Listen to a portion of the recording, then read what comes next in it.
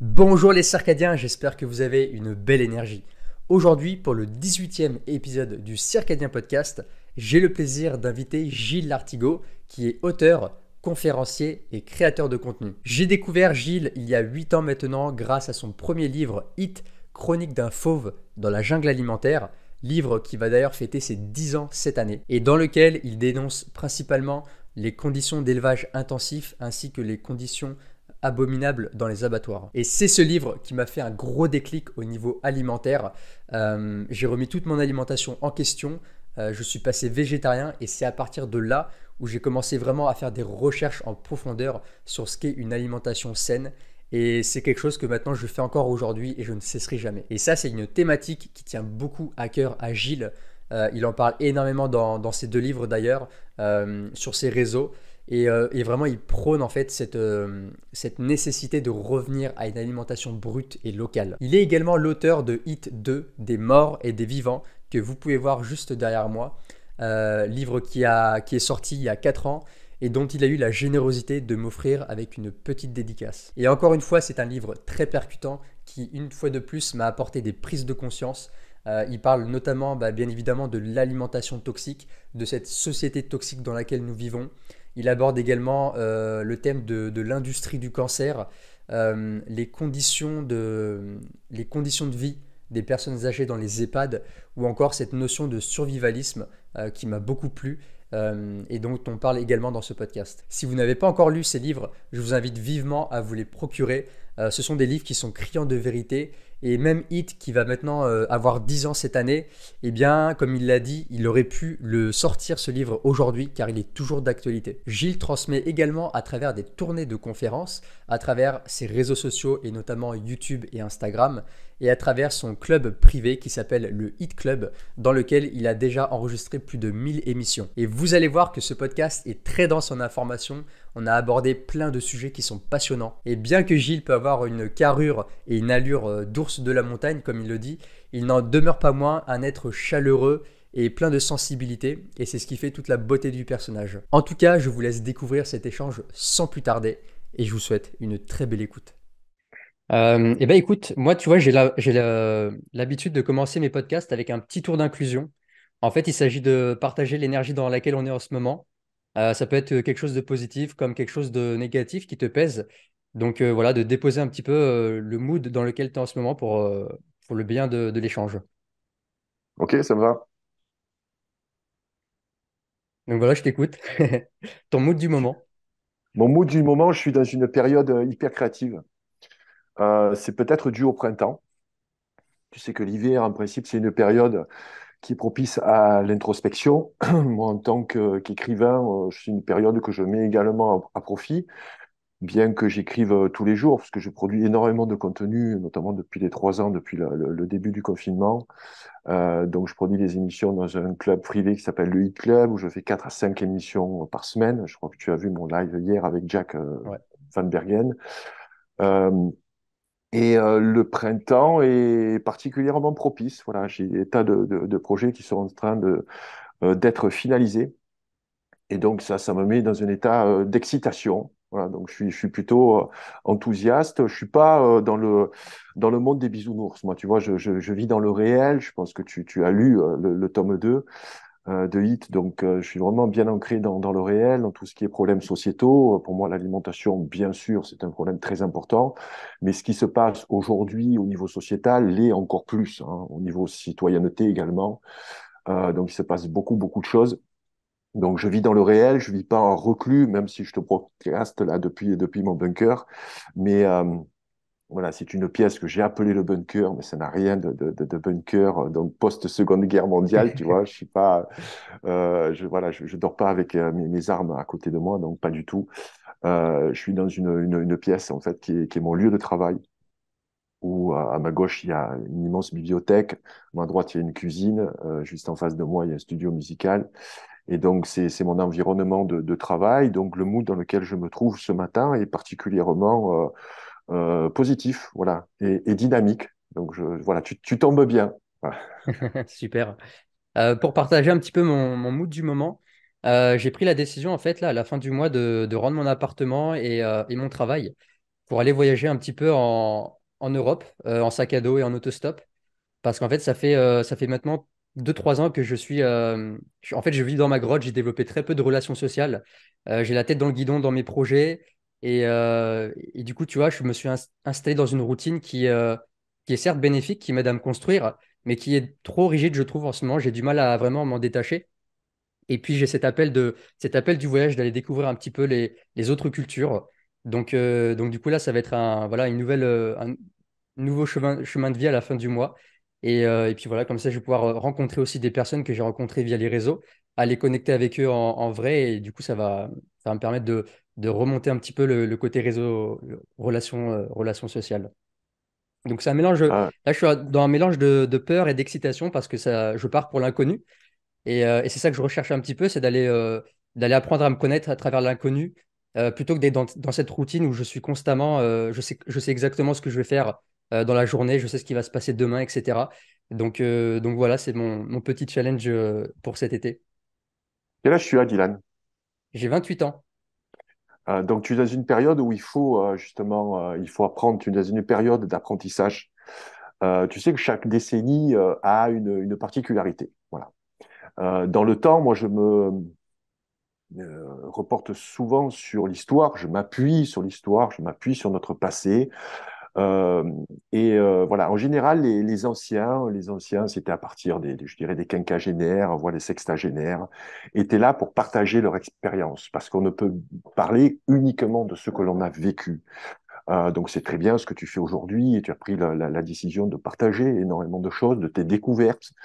Mais ces découvertes-là doivent mûrir, parce que tu verras que dans le temps, ton avis va évoluer. Peut-être ne va pas changer, hein, mais va comme ça évoluer avec tes expériences. Donc moi, je conseille toujours à des jeunes gens comme toi de partir, entre guillemets, comme ça, à l'inconnu, vers l'inconnu, parce qu'il pourra t'arriver que des bonnes choses. Surtout si tu peux le faire. Tu sais qu'énormément de personnes aujourd'hui doivent travailler pour payer leur vie. Certains sont engagés très tôt hein, une vie, soit en couple, soit avec des enfants, et doivent rentrer dans ce système il faut travailler pour payer sa vie.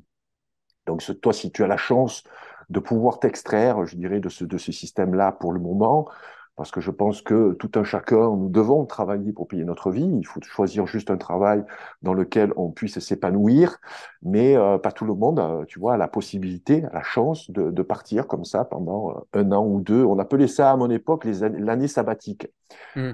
Très souvent, c'était à la fin des études où on prenait donc une année sabbatique pour ensuite rentrer dans je dirais, ce chemin de vie, tu vois, cet archétype où voilà, il faut avoir un travail, il faut se mettre en couple, il faut faire des enfants, quoique c'est beaucoup moins vrai à l'heure d'aujourd'hui, hein, puisque le couple et les enfants, c'est pas forcément la priorité. En tout cas, ce que je nous vois via les réseaux sociaux, hein, c'est souvent le libertinage, c'est souvent les choses, c'est la futilité, c'est souvent ce monde du paraître hein, que je dénonce dans mes livres et dans mes œuvres, notamment Aura, qui est un projet musical auquel je slame des textes où le premier titre était donc L'être a disparu au profit du paraître. Et on est dans une drôle d'époque. Et le fait de te retrouver comme ça, seul, face à l'inconnu, va t'enrichir énormément. Moi, si j'ai un conseil à te donner, c'est peut-être de penser à faire le chemin de Compostelle. Parce que tous ceux qui l'ont pratiqué ont fait, je dirais, des découvertes juste incroyables, des rencontres avec des gens, avec une, une, une chance aussi de partir seul, tu vois, de se déconnecter de tous les stimuli, de toute cette pollution, que ce soit sonore, que ce soit visuel, une période introspective que moi j'ai vécue il y a une dizaine d'années avec mon épouse au Québec, lorsqu'on a écrit le premier livre Hit, c'était dans une cabane au fond des bois au Québec, tu vois, totalement isolé. Et ça, je t'encourage vraiment à faire ce périple, tu reviendras de ce périple encore plus fort et enrichi de tout un tas d'expériences. C'est tout ce que je me souhaite. Mais c'est vrai, tu vois, que je suis dans cette démarche d'expérimenter, de découvrir, de tester, d'apprendre depuis maintenant 8 ans. Et comme tu le disais tout à l'heure, il faut prendre le temps d'intégrer les choses. C'est bien de lire des livres, c'est bien de regarder des vidéos, mais à un moment donné, il faut prendre le temps de l'expérimenter réellement. C'est par exemple l'exemple du stoïcisme, par exemple, je lis beaucoup la philosophie. C'est bien de lire du stoïcisme, mais l'appliquer dans la vie, en vrai, quand on est face dans le monde réel, là, c'est autre chose. Là, c'est beaucoup plus challengeant. Et du coup, c'est un peu aussi pour ça que je fais cette démarche. Et puis aussi ce côté, tu vois, on est on est entre guillemets dans la matrice, on est obligé en quelque sorte voilà, de gagner de l'argent, d'avoir un travail, etc. Et moi, en fait, j'ai l'impression vraiment j'en ai marre en fait de ce système de la société où il faut travailler pour payer le loyer. En fait, quand je vois en fait que ce que je gagne, il y a plus de la moitié qui part dans des charges, surtout avec l'essence aujourd'hui qui a augmenté, etc. C'est frustrant. C'est frustrant et je vois que je suis dans cette rat race qu'on appelle la rat race et que ça m'empêche en fait de partir à la découverte. Donc c'est aussi pour ça que je vais le faire. Je sais que ça va être que temporaire. Je ne pourrais pas faire ça pendant des mois et des mois. Mais en tout cas, j'ai envie de goûter à cette liberté, à cette déconnexion, sortir un petit peu de... euh, parce que mine de rien, tu vois, dans mes routines, je suis assez enfermé dans mes routines, mais je me fais encore happer par Instagram, par YouTube, etc. Donc ça va me faire beaucoup de bien, je pense, de connecter aussi avec des gens en vrai. Et ça, c'est ce qui me manque. Et tu en parles aussi dans ton livre, dans Hit 2, c'est que les relations sociales, c'est crucial. C'est crucial pour une bonne santé, pour un équilibre physique et psychique. Et je me rends compte même que, tu vois, j'ai beau avoir un bon style de vie, une bonne alimentation, faire du sport, prendre le soleil. Il manque les relations sociales et du coup, il y a quelque chose, je le sens en moi, il manque un truc. Je suis pas totalement comblé. Quel est ton objectif dans la vie? Qu'est-ce que tu veux faire de ta vie? Dans ma vie, moi, j'ai envie de... Bah là, je suis en processus, c'est de partager en fait mes connaissances et de transmettre aux autres. Et là, ça se dessine de plus en plus. Ça se dessine sans jeu de mots, mais j'aimerais en fait tendre vers l'art, vers le dessin, transmettre en fait mes connaissances à travers le dessin, à travers des bandes dessinées, des choses comme ça. Là, avec un ami, je suis en train de créer mon tout premier magazine. C'est un petit, on appelle ça un fanzine, tu sais, c'est quelques pages Mhm. avec des bandes dessinées, quelques petites astuces, des conseils. Donc là, c'est le tout premier magazine qu'on est en train de faire. Lui va s'occuper de la partie du design. Et donc, je vais voir un petit peu comment ça marche. Donc, ça va évoluer. Bien sûr, là, c'est vraiment un peu le crash test. Mais l'idée, voilà, c'est de partager au monde à travers mes dessins parce que le dessin, c'est ce qui me porte depuis aussi longtemps que je me rappelle. Et puis voilà, et puis garder une bonne santé, promouvoir, comme tu le fais, c'est-à-dire la reconnexion à la nature, l'importance de l'alimentation saine, pratiquer un art ou peu importe, une spiritualité, peu importe, mais je suis vraiment en tout cas porté par la transmission. C'est bien, c'est un joli projet. Tu sais, aujourd'hui, ce qui nous a déconnectés en fait de notre vraie nature. En fait, notre vraie nature est de procréer, comme toutes les espèces, hein. Donc, fonder une famille et faire des enfants. Euh, je te dis ça, moi, j'ai pas eu la chance d'avoir des enfants. Euh, et pour moi, le livre est une forme de transmission. J'ai la chance que les deux soient d'immenses succès, donc c'est une gratification, en tout cas pour moi. Et j'aurais eu l'impression de laisser une trace. Voilà. Pour moi, la transmission est indispensable. Avant, elle se faisait, cette transmission, euh, dans la cellule familiale, puisqu'on n'avait pas la possibilité, je dirais, de transmettre aux autres ou soit de se donner un spectacle aux autres. Donc, il y avait des métiers pour ça, hein. C'était les artistes qui allaient se donner en spectacle, donc dans ce qu'on appelle le spectacle vivant, ce qui existe encore, ce qui va tendre certainement à disparaître petit à petit, malheureusement, voilà, au profit du monde virtuel, en tout cas au détriment du monde réel. Mais la transmission se faisait essentiellement donc dans la famille. Et le père, en fait, le patriarche, celui qui avait, je dirais, cette responsabilité d'assurer un confort, d'assurer la subsistance également de sa famille, avec le rôle bien défini également de l'épouse, qui était la maîtresse de maison, qui s'occupait, elle, du foyer. Tu sais, ça n'a pas changé jusque dans les années début du XXe siècle, parce qu'avant, on avait ce qu'on appelle les chasseurs-cueilleurs. C'est pas les femmes qui allaient chasser. Alors oui, on va me citer, il y a les rares Amazones, etc. Je parle en général, attention, ne déformez pas mes propos, pas de généralité, pas de stigmatisation. Donc l'homme allait chasser et la femme restait au foyer pour, je dirais, faire la bouillie, cueillir aussi les fruits, s'occuper donc de manger, s'occuper d'élever les enfants, et chacun avait sa fonction. Et ces fonctions aujourd'hui ont complètement éclaté, puisqu'avec la vie moderne, que ce soit la femme ou l'homme, va travailler, donc va ramener de l'argent. Il y a eu cette indépendance donc féminine, notamment durant les revendications durant mai 68, qui est pour moi un marqueur sociétal très important, aussi important que les deux premières guerres mondiales. Il y a beaucoup de choses qui ont changé. Moi, je garde dans mon livre, tu vois, le prisme de l'alimentation. J'explique comment notre alimentation s'est dénaturée et comment aujourd'hui on est rendu malade en mangeant des choses qui ne correspondent pas à nos besoins physiologiques. Tout ça, ça s'explique avec l'histoire. C'est pour ça que je suis non pas un féru d'histoire, j'ai jamais été très bon à l'école, hein. J'ai eu un bac à l'époque, mais vraiment pour la forme, hein. J'ai été très tôt entrepreneur. Dès l'âge de 18 ans, j'ai créé des sociétés et jusqu'à voilà aujourd'hui où je travaille seul en toute indépendance. Donc, si tu veux, cette cellule familiale a complètement éclaté. Et aujourd'hui, on pense en fait beaucoup aux autres, ce qui est très bien. Il faut être altruiste, hein. Moi, je suis pas du tout un utopiste, par contre. Voilà, je reste vraiment dans le réel. J'aime bien les utopies, ce sont de belles idées. Mais aujourd'hui, on ne peut pas malheureusement s'extraire de cette vie moderne. Citez-moi quelqu'un aujourd'hui qui ne serait-ce que propriétaire de sa terre. C'est pas possible. Tu n'es jamais propriétaire de quoi que ce soit ici sur cette terre. On a des gouvernements qui ont mis la main sur la population. On est dirigé. Alors aujourd'hui, on appelle ça la démocratie. Moi, j'explique avec l'ingénierie sociale et avec justement cette fabrication du consentement, un concept qui est cher à Noam Chomsky, que en fait on a la main sur rien du tout. Voilà, on fabrique le consentement via les médias. Les médias nous créent aussi une fausse réalité et ils nous imposent le choix des tout-puissants qui veulent que nous restions dans l'ignorance et que nous continuions, comme tu dis, à travailler pour payer quasiment la moitié de notre salaire pour l'État et l'autre et la totalité en fait pour les charges pour survivre. C'est pour ça que je dis qu'on gagne pas sa vie. En fait, on paye sa vie, voilà, et on passe son temps à payer sa vie plutôt qu'essayer de la vivre.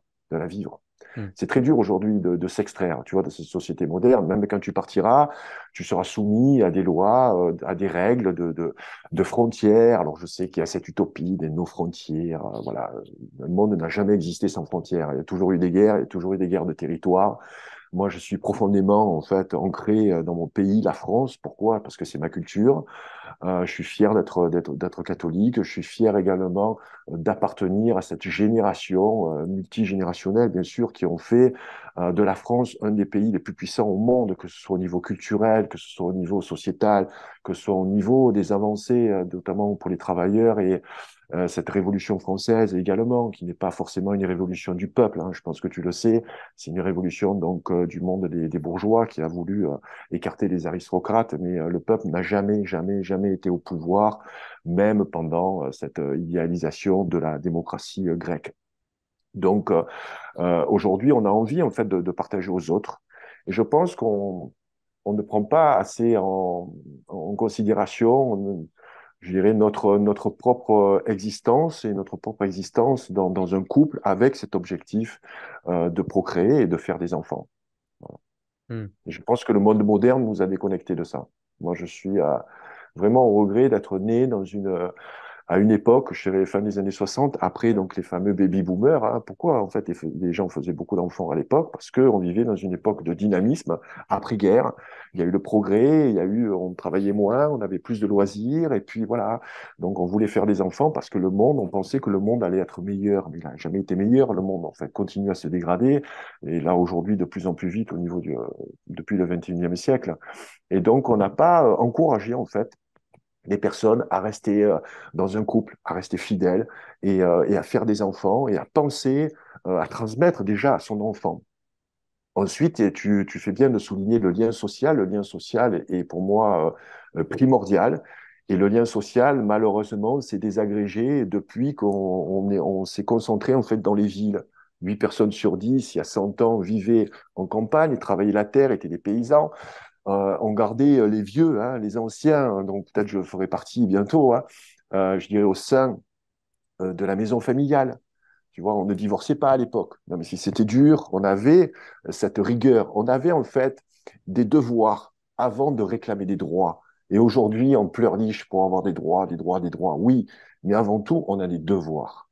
Voilà. Et je pense qu'on n'en parle pas assez de ça. Hmm. Ouais, c'est très intéressant ce que tu dis. Mais c'est vrai qu'aujourd'hui, on vit dans un monde où maintenant, c'est la consommation et c'est l'attention qui essaie d'être un maximum capté. Et parce que tu vois, c'est vrai qu'aujourd'hui, je pense qu'il n'y a jamais eu autant de divorces. Il n'y a jamais eu autant de divorces. Et en fait, on est dans un monde aujourd'hui où on passe du coq à l'âne du jour au lendemain. On change d'emploi, on va d'emploi en emploi, on va de relation en relation. Et on ne prend plus le temps de vraiment créer des relations solides comme on le faisait avant. Par exemple, moi, j'ai mon grand-père, il est resté quasiment toute sa vie avec ma grand-mère. Et ça, aujourd'hui, ça devient de plus en plus rare. La plupart des gens, par exemple, de mon âge, ils se sont peut-être mariés une fois ou deux, ils ont déjà eu des enfants, ils ont eu déjà trois, quatre relations comme ça. Et je vois beaucoup d'instabilité aujourd'hui. Et je pense que c'est encore une fois dû à cette société, tu vois. En fait, je pense que vraiment, le truc, en fait, c'est qu'on est en train de complètement détruire notre cerveau avec toutes ces surstimulations. Et tu en parles dans ton livre, c'est qu'aujourd'hui, on prend plus le temps, on prend plus le temps pour rien, on fait tout en se dépêchant. Et est-ce que tu peux développer un petit peu cet aspect-là qui pour moi est très important? Et même moi, tu vois, je suis encore dans ce truc d'être toujours productif, productif, de toujours vouloir avancer. Tu vois, c'est la course à l'utilitarisme, c'est-à-dire, il faut absolument que je fasse quelque chose d'utile dans mes journées, il faut que ça me rapporte quelque chose, il faut que ça me fasse évoluer. Et on a de plus en plus de mal à prendre le temps pour soi, comme tu dis, à prendre le temps, à passer du temps avec ses proches, même le temps, des fois, de rien faire, juste de rien faire. Ça, j'ai quelque chose, je dois me forcer, des fois, à ne rien faire pour déconnecter, parce qu'il y a ce truc tu vois, cette peur on appelle ça en anglais le FOMO, Fear of Missing Out, tu vois, cette peur de rater quelque chose, de passer à côté de quelque chose. Et est-ce que tu peux développer un petit peu cet aspect-là qui est pour moi très important et qui fait aussi que le monde part un petit peu en cacahuète à cause de ce business de l'attention aussi? Donc le tome 2, je vois derrière ton étagère, je te remercie de l'avoir mis en exposition comme ça.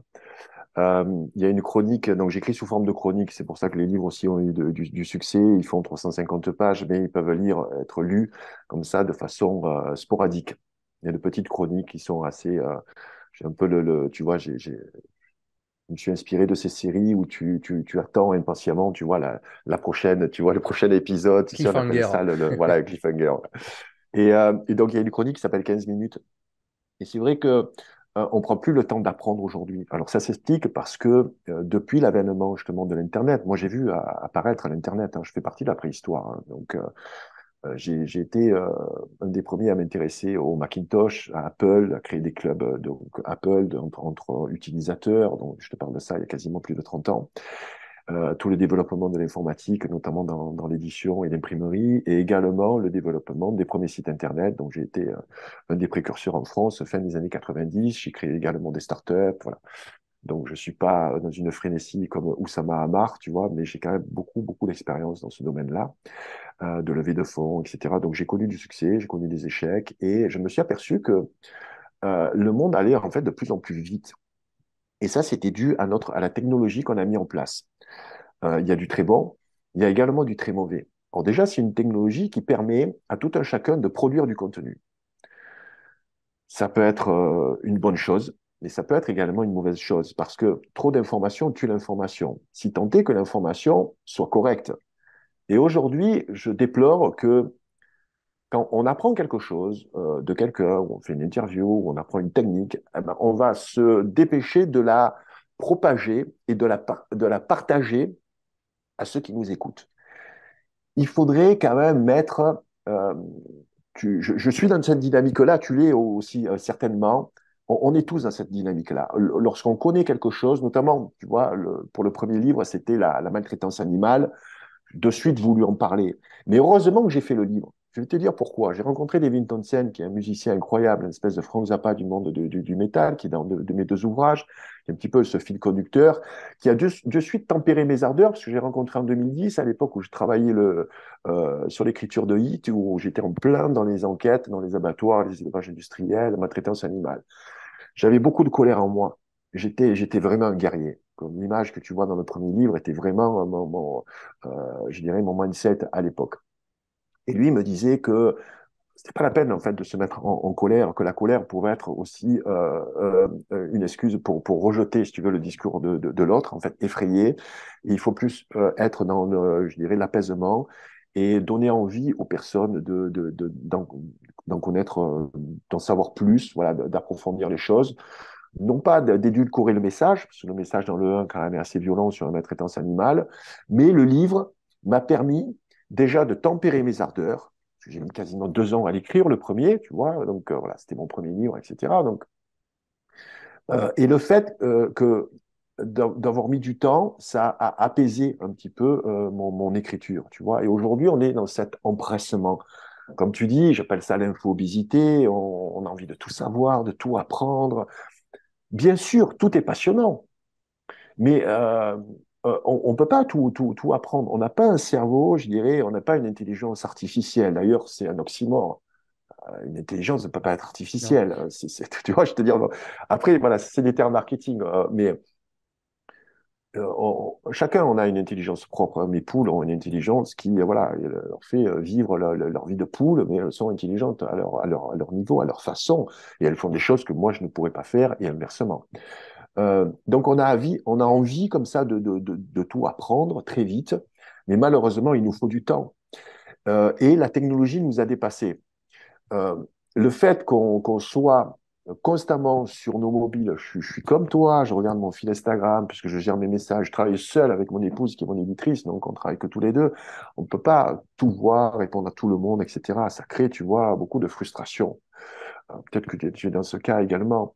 Et il faut pouvoir retrouver une capacité d'attention parce que le fait qu'on soit comme ça, toujours en train de zapper, euh, TikTok en est l'exemple parfait.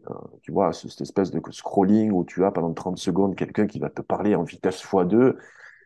C'est incroyable. Même les films aujourd'hui, j'ai produit un film à l'époque, on ne faisait pas des cuts toutes les secondes, tu vois. C'était fait pour les clips musicaux. Mais toute cette, si tu veux, frénésie, toute cette accélération de l'information, de la technologie et de notre vie, en fait, a fait que nous avons perdu notre capacité d'attention. Il se trouve que les chercheurs de Google certaines recherches, ont démontré que les jeunes, notamment les milléniums, ont 8 secondes d'attention. C'est un peu l'attention d'un poisson rouge, tu vois, qui tourne dans son bocal et au bout de 8 secondes, en fait, il ne se rappelle pas et c'est pour ça qu'il vit dans un bocal. Nous, on n'en est pas encore dans ce stade, quoique, hein, euh, cette capacité d'attention, aujourd'hui, est vraiment un handicap pour apprendre, pour nous poser, pour nous calmer aussi, parce qu'on est tout le temps dans un état d'accélération avec énormément de cortisol qui va être injecté chaque fois, voilà, qui va créer aussi des inflammations dans notre corps et des maladies indirectement. Donc cette capacité de concentration, il faut qu'on la retrouve. Et il y a 2 moyens pour la retrouver. Le premier, c'est de s'astreindre à lire et lire des livres, pas lire d'accord, sur un fil Instagram ou peu importe. Lire, parce que il n'y a rien de tel que la lecture déjà pour augmenter son bagage linguistique, apprendre des mots. Tu n'apprends pas de mots lorsque tu écoutes des personnes. Déjà parce que le mot, il faut déjà l'orthographier. C'est pour ça qu'aujourd'hui, beaucoup de monde font des fautes d'orthographe parce on a perdu cette connexion avec le mot écrit. Poignard, tu peux l'écrire phonétiquement, mais il faut savoir l'écrire aussi, Hmm. tu vois, avec un D à la fin. Voilà, donc il faut voir le mot. Le fait de lire, tu lis à ta propre vitesse. Lorsque tu écoutes une conversation ou une entrevue, une interview sur YouTube, tu as en plus la fonctionnalité d'écouter en accéléré. Je ne sais pas, est-ce que tu le fais de temps en temps? Ça m'est arrivé, mais j'ai arrêté parce que je préfère maintenant prendre le temps de bien assimiler. Par expérience, je me suis rendu compte que je j'assimilais pas mieux en fait. Eh ben non, au plus tu accélères la lecture, au moins tu apprends, à part si tu as un cerveau de HPI, tu vois, mais bon. Donc, cette accélération, voilà, tu peux ralentir tout ça en lisant des livres. Voilà. Donc, il faut s'astreindre à lire. Voilà. Minimum, mais alors grand minimum, une demi-heure par jour. Grand minimum. Si possible, des livres bien écrits. Là aussi, les livres, c'est un peu comme les vidéos YouTube, hein. Mm. Tout le monde sort des livres, hein. Aujourd'hui, c'est de la vidéo, du print on demand via Amazon. T'envoies un fichier, c'est écrit avec les pieds, mais ça fait quand même un e-book, tu vois, ou un livre papier. Tu vois, choisissez des auteurs, des gens voilà, qui écrivent bien, et donc vous avez plaisir aussi à lire. Vous allez, que ce soit des romans, ou que ce soit des livres plus pointus, ou des livres de réflexion pour avoir de la matière à penser. Mais voilà, il faut lire. Lire, ça va nous apaiser. Alors, si on lit le soir, si on a la capacité de lire le soir, parce que très souvent, on s'endort vite, et on va lire 5 minutes et boum, le sommeil arrive et on va s'endormir avec le livre sur soi. Ou alors, un moment de la journée. Comme tu dis, j'ai du mal à ne rien faire. Moi, lorsque je ne fais rien, je dors, je fais la sieste ou je dors. Mais la plupart du temps, si je veux me poser, je prends un livre. Je peux mettre de la musique très douce derrière, tu vois, d'ambiance ou des petits écouteurs pour rester dans ma bulle, ou alors en pleine nature avec le bruit des animaux et des petits oiseaux. Les cigales dans le sud, tu sais que Ah oui. j'habite dans le sud, toi aussi tu es dans le sud, donc le bruit des cigales, c'est fantastique, tu vois. Ouais. Donc, premier conseil qu'on peut donner à ceux qui nous écoutent, lisez pour récupérer un petit peu d'attention et surtout augmenter votre bagage linguistique, parce que là aussi, pourquoi il y a tant de violence aujourd'hui? Parce qu'on a perdu la capacité de parler. On n'arrive plus à s'exprimer. Si tu n'as pas de mots, tu ne peux pas exprimer tes pensées. Donc, ça crée de la violence. Donc, la lecture est pour moi le point clé aujourd'hui. Voilà, il faut récupérer du temps et le consacrer à la lecture de livres papier. Voilà. Oublier les tablettes, oublier voilà, tout le reste de virtuel, le papier, même si c'est le blackout qu'on nous promet, même si c'est voilà, l'effondrement civilisationnel, vous aurez toujours ça à lire en plein jour avec une bougie. Une bougie, Et ouais. ça restera toujours. C'est le nom de la rose, tu vois, on va revenir à l'époque de chez une connerie avec le nom de la rose. Euh, et deuxièmement, tu en as parlé, je crois, sur ta chaîne, euh, en plus, ça s'appelle le circadien, je suis idiot. Voilà, c'est le rythme circadien. Donc moi, je suis très attaché au rythme circadien. On est en total décalage aujourd'hui dans notre vie. On se lève voilà, trop tôt ou trop tard, on se couche souvent trop tard, on ne dort pas assez. Le secret, c'est le sommeil. Ouais, C'est le sommeil. On est complètement. tous en déficit de sommeil. Bon, peut-être pas moi. Moi, je dors facilement 9 heures par nuit, hein. Donc, j'ai la chance de pouvoir dormir 9 heures par nuit. J'ai la chance de pouvoir faire le métier que je fais, d'exercer le métier en toute indépendance, libre, sans contrainte, et d'avoir du succès qui me permet d'en vivre. Je suis immensément chanceux et cette chance, je veux la mettre à profit de mes concitoyens. Voilà, c'est ma façon de transmettre. Mm. Donc, le sommeil est capital. Et pourquoi on se couche trop tard aujourd'hui? Pourquoi on est en décalage avec ce rythme circadien? En fait, il faudrait qu'on se couche comme les poules, Mais quasiment, oui. avec la tombée de la nuit. Oui, mais Dylan, tu sais que c'est pas possible. Sinon, tu t'exclus, tu vis moine, trouve la bonne compagne qui va vivre comme toi aussi, tu vois. Faites-nous plein de petits, va vivre dans un coin, tu vois, perdu. Garde une connexion Internet pour nous faire en profiter de ton expérience. Voilà, c'est tout ce que je te souhaite, tu vois. Ça, c'est un beau projet de vie. Je t'avoue que c'est un peu ce que je fais parce qu'avec le métier, tu vois, enfin même de base, 21h30, je suis au lit, mais avec le fait de travailler dans un marché, là, à 20h, je suis au lit en fait. Il fait même encore jour dehors quand je vais me coucher. Donc Ouais. dès qu'on me propose de sortir le soir, même le week-end, à 20h ou 21h, je dis non, mais en fait, je peux pas, je suis déjà claqué en fait. Donc ça fait quand même un moment que je suis vraiment dans coucher à l'heure de poule et je suis vraiment en décalage en fait avec le monde moderne parce que aujourd'hui comme tu dis avec les rythmes circadiens quand il fait nuit dehors il fait encore jour dehors dedans et en fait on ne donne plus la bonne information au cerveau. Le cerveau il est complètement trompé, il sait plus quelle bonne hormone sécréter à quel moment et du coup les gens se retrouvent avec trop de cortisol le soir, pas assez de mélatonine et puis à l'inverse, le matin, ils ont la tête dans le cul parce qu'ils ont pas le pic de cortisol pour les aider à se réveiller. Et en fait, toute la journée, bah, ils vont vivre complètement amorphes, démotivés. euh, et ils vont devoir se jeter sur du café, des sucres et du fast-food pour se donner un boost artificiel, en fait. Ouais, on a cette tension nerveuse, en fait. Voilà, je ne vais pas Ouais, développer le rythme circadien puisque tu l'as très bien fait sur ta chaîne, donc on va pas forcément parler puisque cette chaîne s'adresse à ceux qui te suivent essentiellement. Mais voilà, le sommeil est très important pour la récupération, pour la régénération de notre cerveau aussi. C'est une espèce de, un peu de reset, comme on fait dans un ordinateur, très souvent Ouais. le soir. Ça peut être également la sieste, hein, les micro-siestes. Moi, j'en fais plutôt, oui, plutôt l'été que l'hiver. Paradoxalement, j'ai du mal à, étant sudiste, mais j'ai du mal à supporter la chaleur qui est de plus en Oui, on plus le ressent ce écrasante. coup de Donc, barre à. Ouais. ouais, ok. Bien que je mange très léger à midi, je mange plutôt plus le soir que le midi, contrairement aux habitudes de certains. Oui, il faut pas Je beaucoup suis comme manger. toi. Ok, manger léger le soir, c'est pas forcément bon pour tout le monde, en tout cas. Donc, ce sommeil est très important et il faut arriver à concilier la vie sociale, des sorties avec tes amis, exceptionnellement. Moi, je suis dans le même cas que toi. Et je suis pas parti de la même génération. Hein. Je te souhaite pas être comme moi à ton âge, hein, parce que sinon, ça promet. Hein. Moi, je vais arriver quand même sur les 60 ans. Hein, mais voilà, je sais, tu sais que je suis dans la musique, donc je vais assez souvent à des concerts. Ah ben, je me prépare mentalement, voilà, à veiller. Pour moi, je suis en état de veille, tu vois.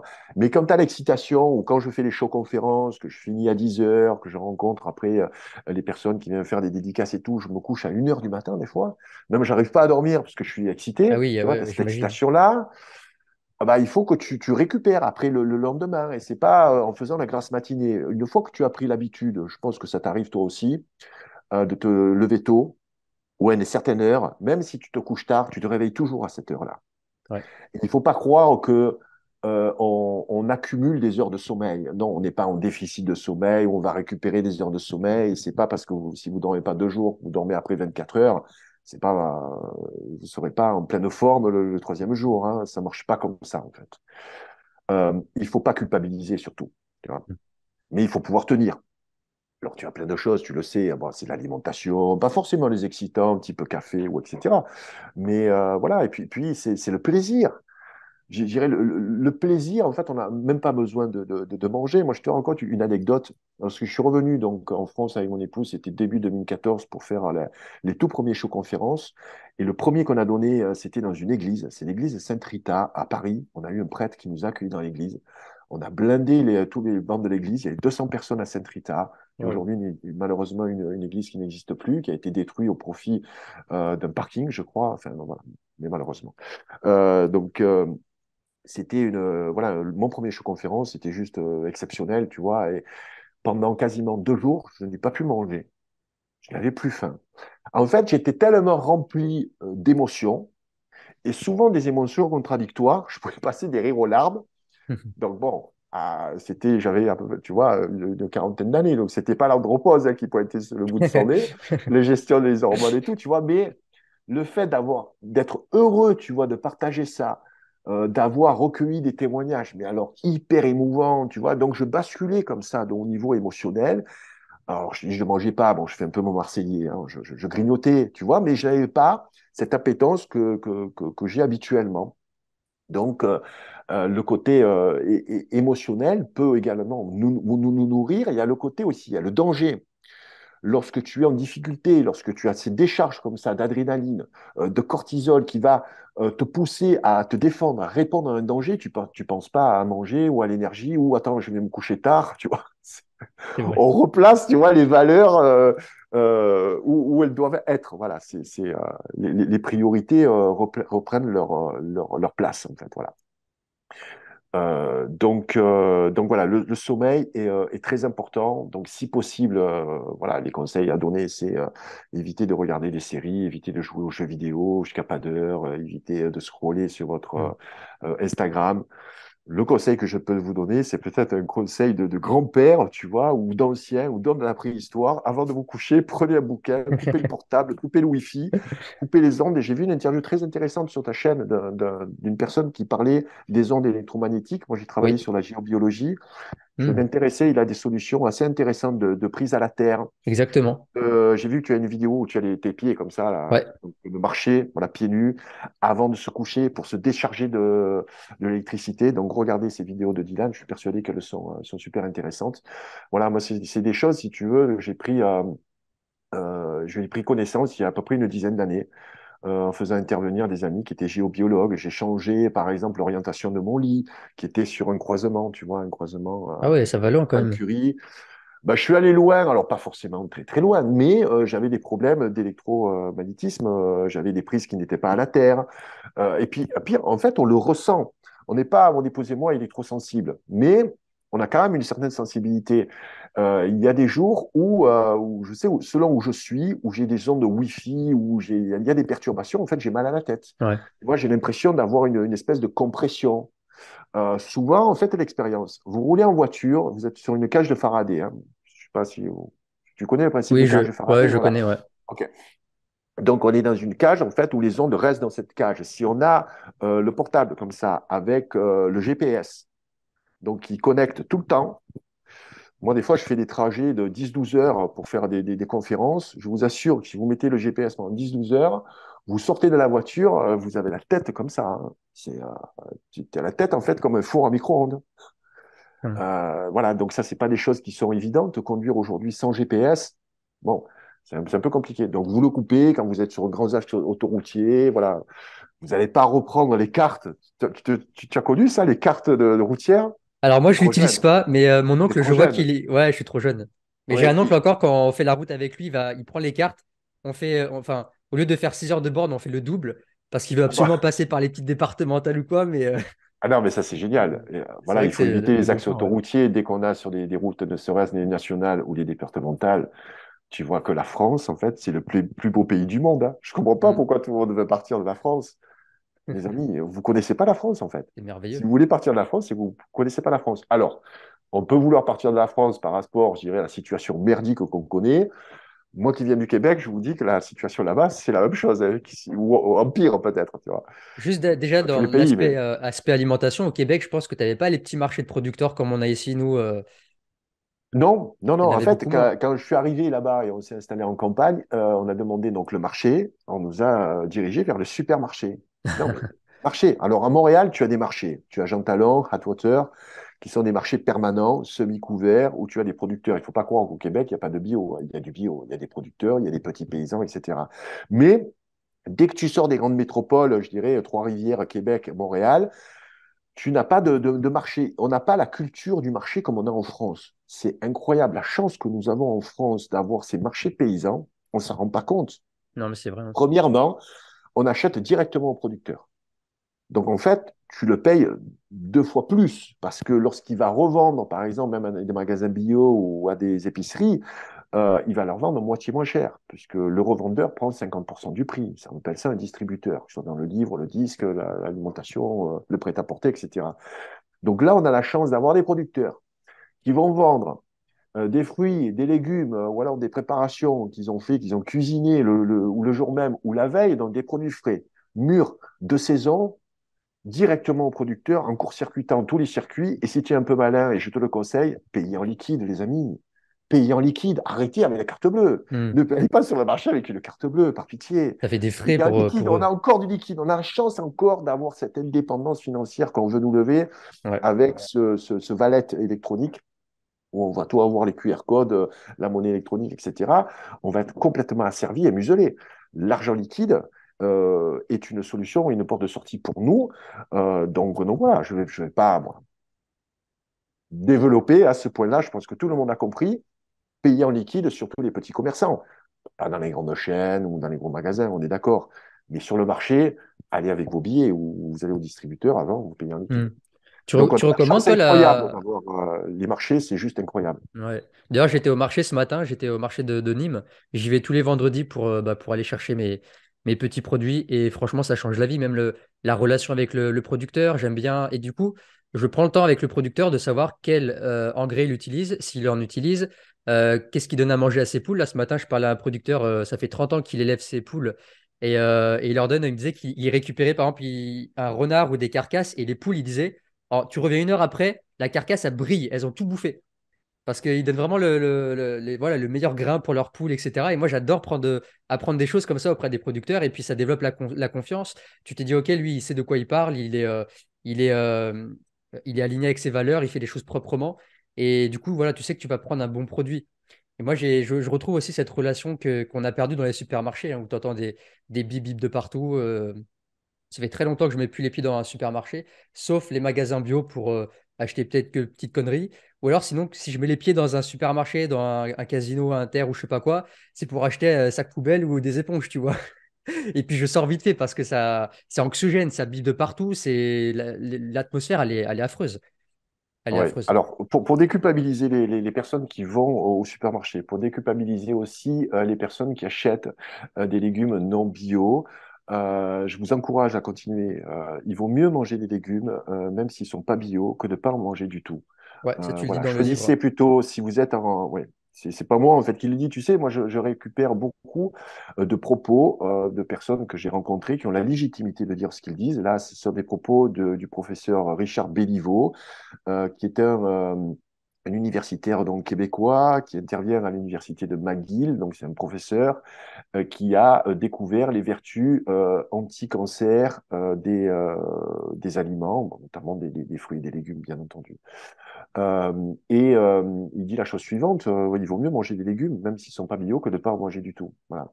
Donc, si vous allez dans ces supermarchés, que ce soit les grands frais, les casinos, etc., ou Auchan, choisissez des producteurs français.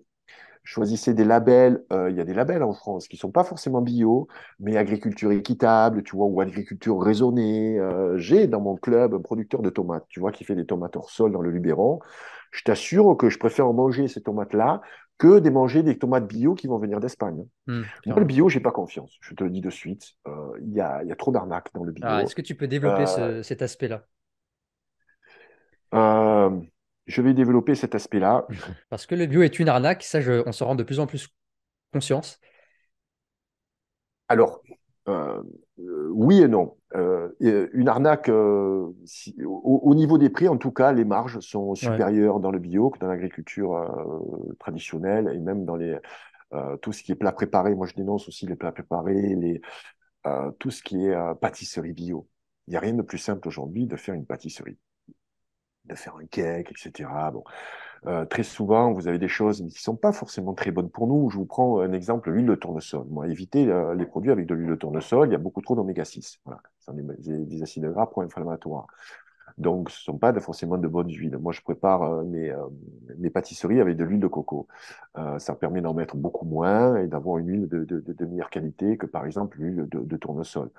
Euh, les produits bio, dans une épicerie bio, il y a quasiment 80% de produits non nécessaires, hein, on est d'accord. C'est cher, que ce soit le kombucha, que ce soit le kéfir de fruits, vous pouvez vous le faire à la maison. Dès qu'on va acheter dans une épicerie bio, comparativement, on va avoir un panier moyen qui est facilement le double. Facilement. Voilà. Ouais. Euh, donc avec bien sûr des produits équivalents. Il y a aussi une problématique, le bio qui arrive de l'étranger. J'ai écrit une chronique, c'est le bio voyage en avion aujourd'hui, hein. Moi, je ne suis pas forcément un pro-climat. J'ai pas mal de choses à dire à ce sujet. Pour ceux qui s'y intéressent, je vous conseille de suivre une personne en France qui s'appelle Jean-Marc Jancovici, qui est très très pointu concernant, il est pro-nucléaire, il explique pourquoi, il explique d'où vient également le réchauffement climatique. Euh, pour en revenir donc au bio, euh, il y a ce bio qui arrive de l'étranger et qui n'est pas contrôlé, en fait. Qui n'est pas contrôlé. En France, nous avons des normes quand même relativement voilà, correctes, sérieuses. Mais les producteurs de bio se font pas contrôler. Enfin, ils se font peut-être contrôler une fois par an. Et encore, on prend rendez-vous, tu vois. Bon, Gérard, tu es là lundi prochain, je vais venir voir un petit peu ce que tu as en stock. Donc, si tu as des produits illicites, planqués, tu vois. Bon, non, je suis peut-être un peu malveillant ou je suis un peu parano, mais en tout cas, vu les enquêtes que j'ai faites dans le domaine, je serai extrêmement méfiant. Voilà, encore plus méfiant outre-Atlantique et au Québec, hein, qu'en France. Mais en France, nous avons par contre d'excellents producteurs qui sont également bio. L'idéal, c'est de travailler avec des producteurs locaux, d'essayer d'établir une relation. C'est pas facile, surtout pour des personnes qui vont acheter dans des supermarchés. Et tu sais, Dylan, il y a quasiment 8 personnes sur 10 qui vont dans les supermarchés. On peut Ouais. pas exclure ces personnes-là. On peut pas les culpabiliser en leur disant allez acheter sur les marchés. Des fois, on n'en a pas la possibilité. Même moi, je vais pas tout le temps dans les marchés. Il faut pouvoir, je vous le dis en toute sincérité. Donc, il ne faut pas culpabiliser les personnes qui vont dans les supermarchés. Mais on peut choisir, par contre, entre un producteur, je dirais, avec une agriculture raisonnée, français, et des fraises qui vont venir d'Italie ou d'Espagne, 3 fois moins cher, aussi, il faut le dire, hein. Voilà, il n'y a pas photo. Il faut savoir pourquoi c'est moins cher. Donc, c'est souvent un prix de la main-d'œuvre, hein. C'est pas parce que le produit est de moins bonne qualité, hein. C'est qu'on a une main-d'œuvre en France, mais qui est surtaxée. Qui est surtaxée. Bon, ça, c'est un problème politique, hein, c'est un problème étatique. Et malheureusement, on a des coûts aujourd'hui de production qui sont très élevés. Notre agriculture, elle est hyper subventionnée par l'Europe. Il faut pouvoir complètement s'en détacher. Les prix, en fait, ne sont pas, sont contrôlés. Donc les producteurs, par exemple, les producteurs de lait ne peuvent pas imposer leurs prix, et c'est également vrai pour d'autres types de production. Donc en fait, c'est une espèce de fausse économie, tu vois. C'est une fausse économie qui a été concurrencée parce que on nous a vendu le mondialisme. Voilà. Et Mm. pour moi, je vous l'ai dit, hein, le mondialisme est vraiment une pandémie en ce qui concerne l'alimentation, hein. Complètement, Voilà. ouais. D'avoir aujourd'hui des produits qui arrivent de l'étranger ou de l'autre bout du monde, on pourrait très bien s'en passer. On pourrait très très bien s'en passer. Je ne pense pas que nos grands-parents, nos arrière-grands-parents mangeaient des bananes tous les jours ou des noix de coco, tu vois. Sauf s'ils étaient dans les Antilles, hein, avec nos amis dom-tom, tu vois, je veux te dire. Donc, c'est voilà, il faut revenir, c'est mon message aujourd'hui, hein, aux fondamentaux. Il faut revenir vers une alimentation qui est l'alimentation de nos grands-parents, avec l'immense avantage aujourd'hui qu'on peut choisir. Nos grands-parents, en fait, n'avaient pas le choix. Il se suffisait de peu, hein. Donc, la gourmandise, c'était un vilain défaut à l'époque, hein. Mais aujourd'hui, on mange plus par gourmandise que par nécessité. En fait, on ne sait pas ce qu'on mange. On mange uniquement parce que c'est bon. Voilà. Donc, mon message, il est simple, il est clair. Il n'est pas forcément, c'est pas forcément un gain de temps parce qu'il va falloir faire la cuisine. Personne ne le fera pour vous. Mm. Il faut passer plus de temps à faire ses courses également. Et tout ça, c'est du temps, du temps, du temps. Et malheureusement, la société moderne nous a volé ce temps. Et il faut Tout à qu'on fait. arrive à le reprendre. Ouais. Chacun a ses priorités, Ouais, non, mais c'est sûr, tu prêches un convaincu en disant ça parce que bien sûr. moi, c'est ma démarche. Ça me prend du temps de cuisiner, d'aller faire le marché. Ça prend, tu vois, ça m'a pris une demi-matinée de prendre le bus, d'y aller, etc. Mais c'est tellement important. Enfin, en fait, quand tu comprends que c'est tellement important de cuisiner, de savoir où viennent les aliments, parce que c'est quand même ta santé. Certes, tu peux acheter des plats préparés moins chers, manger rapidement parce que tu n'as pas le temps, mais tu vas le payer un jour ou l'autre. C'est ta santé qui va la payer. Et aujourd'hui, je suis vraiment dans cette approche. Alors, je sais pas, tu connais un petit peu l'approche, on appelle ça. Alors, il y a plein de modes alimentaires. J'aime pas, encore une fois, comme toi, les étiquettes. C'est Mhm. plus l'approche ancestrale, c'est-à-dire des aliments qui sont bruts, qui sont locaux, bien que ça m'arrive de manger un avocat, des bananes, etc. Mais je privilégie au maximum des produits bruts. Je prends le temps de cuisiner. Et oui, ça prend du temps. Et c'est ce que j'essaie de faire prendre conscience aux gens. Mais après, c'est une question de choix. OK, tu peux bouffer des plats préparés, mais comment tu vas être dans quelques années, ou même dans l'instant même, parce que pour revenir à ce que je disais tout à l'heure, le fait d'aller l'acheter en supermarché, tu as aussi l'aspect énergétique de l'aliment. Un aliment qui a été fait avec amour par un producteur, il va être beaucoup plus, au niveau énergétique, je parle, il va être beaucoup plus sain pour toi qu'un produit qui a été mis en boîte dans une boîte de conserve qui a été complètement dénaturée. Donc ça, c'est hyper important d'en faire prendre conscience aux gens. Et il y a beaucoup de gens, tu vois, sur les réseaux qui me disent, putain, ça donne envie, là, tes recettes, tout ça, mais j'ai pas le temps, j'ai pas le temps. Les gens, ils ont jamais le temps. Je leur dis, c'est pas compliqué de. Tu fais cuire des pommes de terre à la vapeur, tu t'écrases, tu mets un peu de beurre fermier cru ou un peu d'huile d'olive et c'est rapide. C'est du bon sens à retrouver. Mais encore une fois, encore une fois, comme tu le dis, dans cette société où il faut aller trop vite, où les gens, en fait, on a perdu en fait l'importance, comme le sommeil. Le sommeil, c'est le pilier numéro un. On devrait mettre toute notre attention sur lui. Et ensuite, en deuxième, ce serait l'alimentation. En tout cas, moi, c'est comme ça que je vois. C'est-à-dire que si c'est d'abord le sommeil qui est super important. Et après, pour moi, il vient l'alimentation. Bien que les deux, enfin, ils s'influencent en fait les deux. Mais en fait, voilà, c'est comme tu dis, revenir aux fondamentaux. Et ça, c'est ta phrase. Et c'est tout notre message aussi qu'on essaie de transmettre aux autres. Oui. Ça me gêne un peu quand on parle des gens, parce que c'est en fait les gens, c'est l'impression C'est vrai qu'on dit d'entendre ça, mais ouais. Jean-Luc Mélenchon, tu vois, les gens, les gens. Parce que Non, nous aussi, on est les gens. voilà. On est légende, bien entendu. Je Ouais, pense qu'on s'adresse aujourd'hui à des personnes, ceux et celles qui nous écoutent là. On n'est pas en direct, mais voilà, vous saurez donc en replay sur YouTube, la vidéo va suivre sa vie. Et peut-être vous nous écouterez dans quelques mois, voire quelques années. Vous verrez que le monde n'a pas changé. Donc, tu sais, ça fait 10 ans. À la fin de l'année, je vais fêter les 10 ans de HIT. Donc, je ouais. prépare pas mal de choses pour les 10 ans. Je relisais hier dans le live avec Jack l'introduction. Et en lisant l'introduction, je me dis, mais je pourrais écrire le livre aujourd'hui, en fait. C'est pareil, ça. Rien n'a changé. Rien ne changera. Hein. J'en parlais avec Pierre Rabhi et Feu Pierre. Tu connais Pierre Rabhi? Oui, bien sûr. Ok. Donc, j'en parlais avec Pierre avant qu'il disparaisse. J'avais fait une conférence avec lui, avec Michael Lonsdale aussi, à Paris, dans un fabuleux théâtre. Et il m'avait dit, tu sais, dans les années 60, en fait, on disait les mêmes choses, mais le monde n'était pas tel qu'il est. Voilà, c'est pour ça que moi, je reviens toujours aux fondamentaux. Après, on n'est pas là pour faire changer les autres. Je pense que ceux qui nous écoutent aujourd'hui trouvent un certain intérêt, parce que là, ça va être quasiment 1 heure qu'on écoute. Donc, en général, s'ils sont restés, si vous êtes restés jusqu'ici, c'est que voilà, vous êtes intéressés par nos propos, Dylan et moi, et vous allez en tirer, voilà, certainement des enseignements où on va vous donner envie, peut-être, de progresser, où on va vous diffuser des informations qui vont comme une petite graine qui va germer, hein, ou pas. Voilà. Donc, c'est notre objectif, c'est de transmettre. Donc, c'est vrai que tu parlais du sommeil, tu parlais de l'alimentation. Moi, je mettrais quelque chose au-dessus de tout ça. Hein. Au-dessus de tout ça. C'est l'amour, c'est d'être Hmm, heureux. ouais. C'est d'être heureux.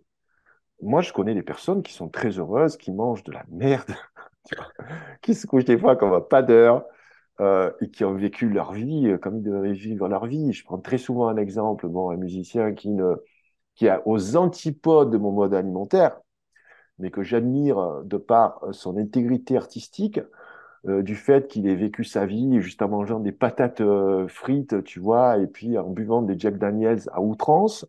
Bon, il est mort assez tôt, à 70 ans, mais il est arrivé, voilà, quasiment sur scène jusqu'au bout. Il a vécu sa vie. C'est Lemmy Kilmister, qui était le chanteur et le leader d'un groupe qui s'appelle Motorhead. Euh, donc ça, c'est des exemples aussi de personnes qui ont vécu leur vie. Il faut apprécier notre vie, apprécier, comme tu dis, également le moment présent. Et pour moi, l'immense chance, c'est d'avoir voilà, une personne à mes côtés avec qui je vis cette vie parce que je pense qu'on ne peut pas vivre seul. Je t'encourage, Hmm. j'espère que tu trouveras, entre guillemets, ce qu'on appelle l'âme sœur. Bien que l'âme sœur, ça n'existe pas. Un couple, ça se construit. Il y a des hauts, il y a des bas. Mais il y a une volonté de construction ensemble et d'établir, voilà, soit une relation pérenne dans la durée, faire des enfants ou pas. Mais en tout cas, construire quelque chose à deux et échanger à deux. Vous pouvez être isolé hein, de tous vos amis au niveau du travail, quoi que ce soit. Si vous rentrez, vous avez un foyer, vous avez un homme ou une femme aimante avec qui vous pouvez partager, avec qui vous pouvez évoluer. À deux, ça suffit. Hein.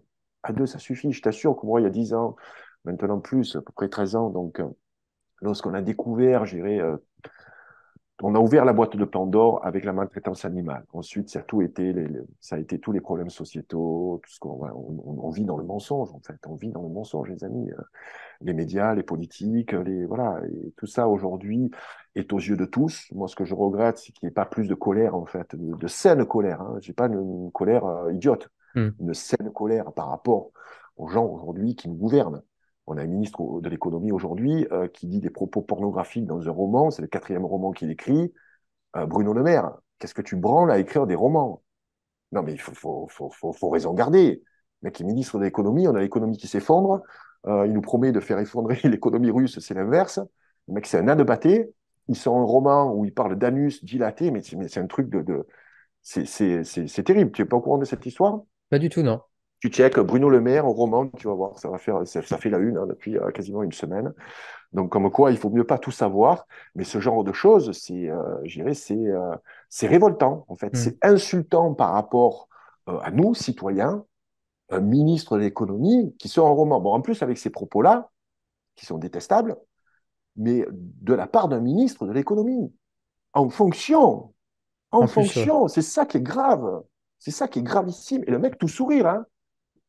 Il fait la promo, voilà. Donc, avec la complicité, bien sûr, des médias, avec la complicité des journalistes, hein. Donc, plus rien c'est plus du journalisme, c'est de la propagande, tu vois, je Ouais, te dis complètement quoi. là, ouais, ouais. Donc, voilà, il y a des choses révoltantes. Tu reviens, tu discutes avec voilà, ton compagnon ou ta compagne, voilà.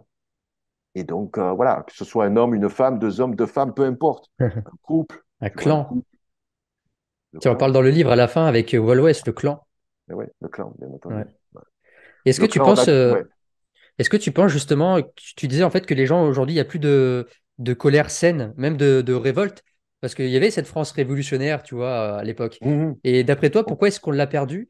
Est-ce que justement Alors, c'est à cause de cette société où maintenant on est tellement endormi avec les réseaux, avec le sucre, avec la malbouffe, qu'au final on a affaibli quelque part les gens, leur capacité leur esprit critique, leur capacité à penser par eux-mêmes, et du coup, ils attendent la béquille du soir, le journal de 20 heures. Alors qu'est-ce qu'il faut faire?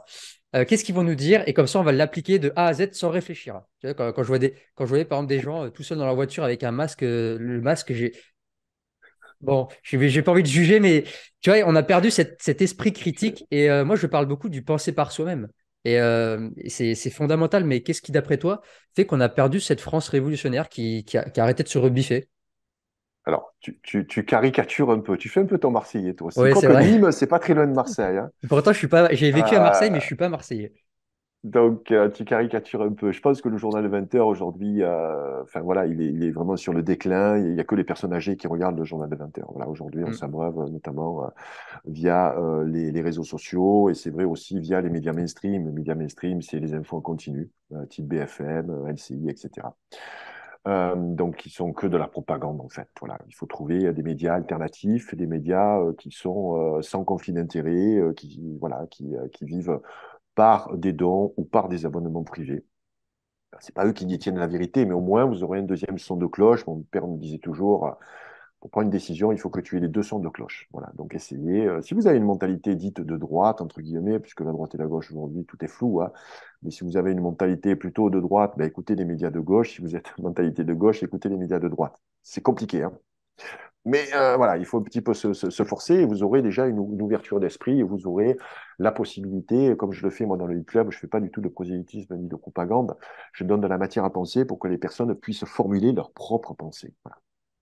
Pour ça, il faut donc il faut être cultivé, informé et éduqué. Euh, donc, tu dis que le peuple français n'est pas révolutionnaire, moi je pense qu'il est toujours. Ayant vécu au Québec, il y a beaucoup plus, les gens, voilà, le peuple Mm. québécois est beaucoup plus amorphe, beaucoup plus naïf que le peuple français, je pense, sincèrement. Sachant que lorsqu'on parle du peuple québécois, il y a 6,5 millions de francophones au Québec, hein. C'est la région PACA, hein. C'est pas un pays, c'est une région, en fait, le Québec, tu vois. Ouais. La France, 66 millions d'habitants, on a encore ce caractère révolutionnaire. On l'a vu avec les bonnets rouges, qui ont quand même gagné hein, leur combat. On l'a vu avec les Gilets jaunes. On l'a vu aussi dans les années 80 avec, je t'encourage à étudier cet événement-là, on a appelé ça la révolte du Larzac. Donc c'est une dizaine de paysans qui a tenu front. Le Larzac, donc Larzac, c'est une région, c'est un plateau assez désertique hein, dans le centre de la France.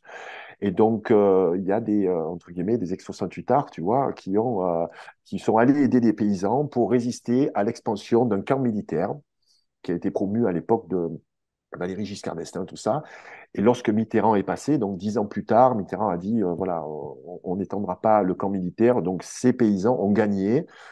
Ils ont même fait une marche avec tous leurs moutons. Ils sont montés à pied sur Paris, tu vois, en Bon, débarquant avec les moutons. Écoute, regarde un documentaire, je te l'enverrai en lien si tu veux, on le mettra sous ta vidéo. avec C'est un plaisir. documentaire sur le Larzac. Passionnant.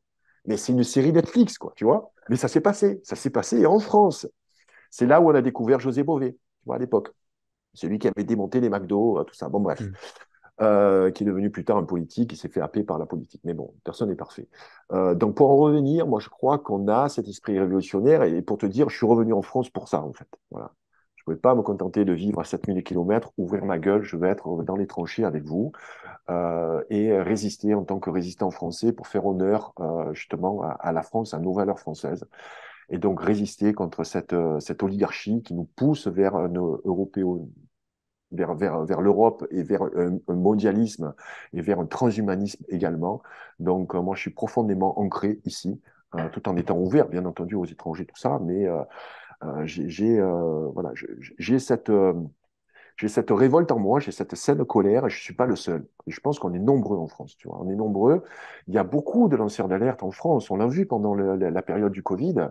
Il y a eu beaucoup plus, par exemple, qu'en Angleterre ou dans d'autres pays, hein. C'est vraiment en France où on a eu le miracle du professeur Raoult, tu vois, qui était un peu ce grain de sable dans la machine. Personne ne s'y attendait. Ouais. Et on ne se rend pas compte de l'importance du professeur Raoult. Bon, aujourd'hui, il débat le tout dans sa biographie, que je vous encourage à lire. Moi, très tôt, j'ai adhéré en fait à son analyse, parce qu'on avait des personnes qui travaillaient en fait dans son entourage. Donc, on a su dès 2020 ce qui allait se passer, hein, la patate chaude qui allait arriver, et quand même incroyable la réaction de la France. Tu vois, de mettre en doute en fait, les recherches d'un professeur quand même qui est un des meilleurs dans sa spécialité, un des meilleurs au monde. C'est comme si tu allais dire à la limite donc euh,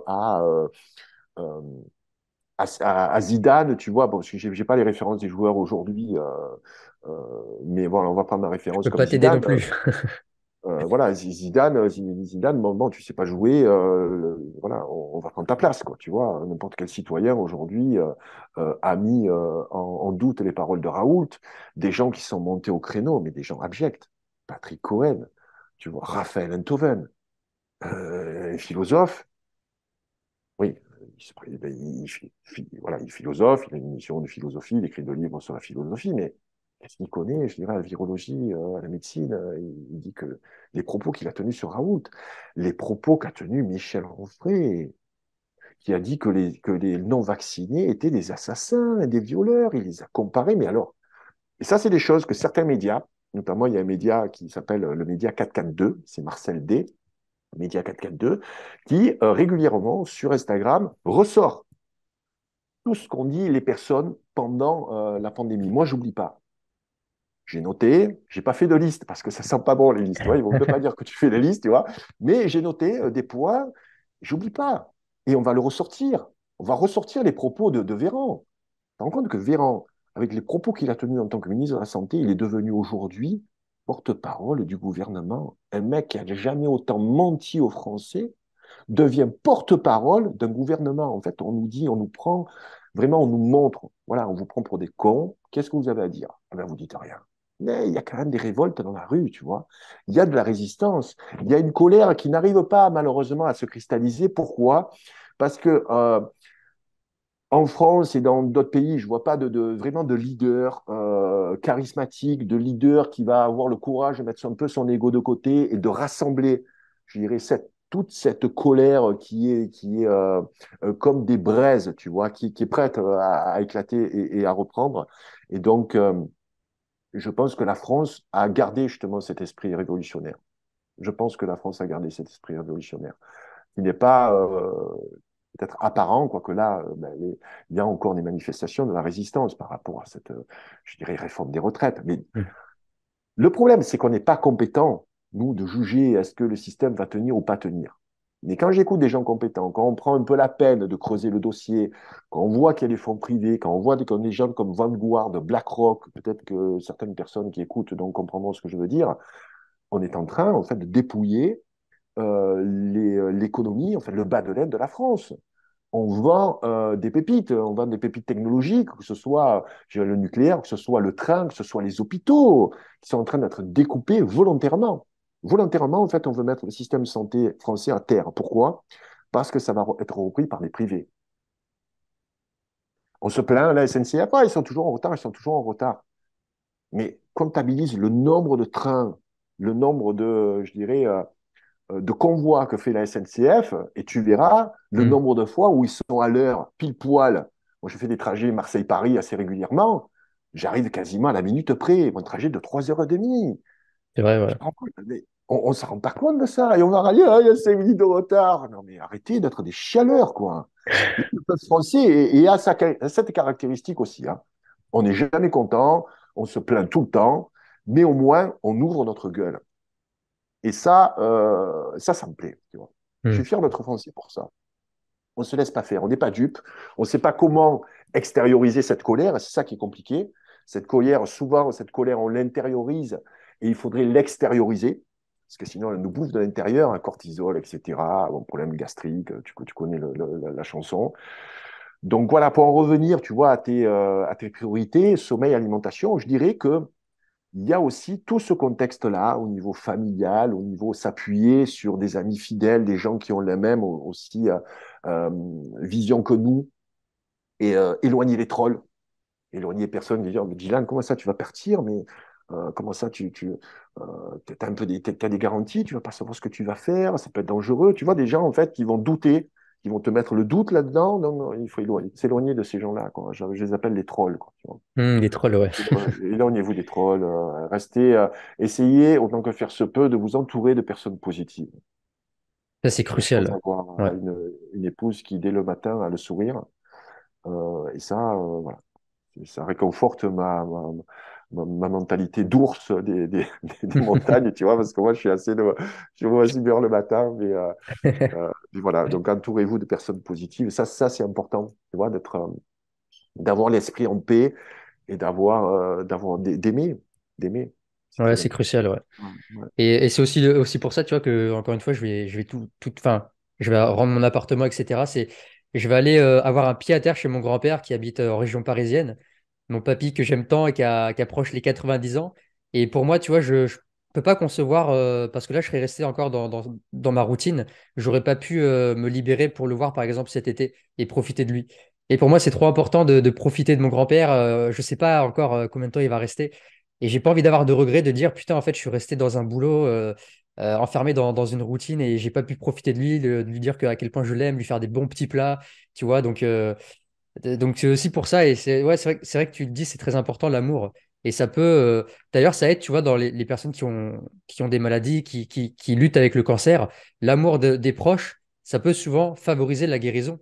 Encore même peut-être mieux, euh, sans non plus exagérer, mais peut-être l'amour peut guérir plus que des fois la chimio ou les médicaments.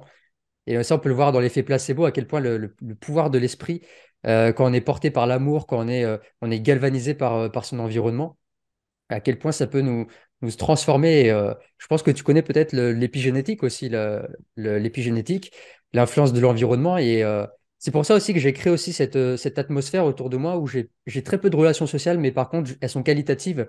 Et je fais très attention à ce que je mets dans mon esprit avec les lectures, avec ce que j'écoute en vidéo, etc. Et je le ressens, clairement, je le ressens. Mm. Et beaucoup de gens me le disent que je suis quelqu'un de lumineux, qui a toujours le sourire, quand on a discuté avec toi, ils me disent souvent quand on a passé quelques temps avec toi, on repart, on est bien, tous nos soucis sont envolés. Et quand j'entends ça, ça me fait trop plaisir parce que tu vois, le simple fait tu parles de quelques minutes avec quelqu'un, il repart avec le sourire, c'est trop beau. Moi, j'adore ça. Bien sûr. C'est-à-dire que tu rayonnes, tu diffuses comme ça cette belle lumière. Pour en revenir à l'effet placebo, oui, alors c'est pas vrai pour tout, bien entendu, hein. Oui, Lorsqu'on bien sûr. développe malheureusement un cancer, la maladie se développe encore plus lorsqu'on nous annonce le cancer. Tu sais que c'est un gros dossier, le cancer que j'ai développé dans le tome 2. Je continue bien sûr à en parler. Donc, il y a l'effet psychologique, bien entendu, assez souvent, les cancérologues n'ont pas le tact, hein, voilà, ils disent les choses telles qu'elles sont, et ça peut effrayer, et ensuite les gens développent beaucoup plus, je dirais, la maladie qu'une personne qui est en confiance, qui va rester, voilà, les pieds bien ancrés dans la réalité, et qui va être assez informé pour prendre les bonnes décisions, sans forcément évacuer la chimiothérapie, hein.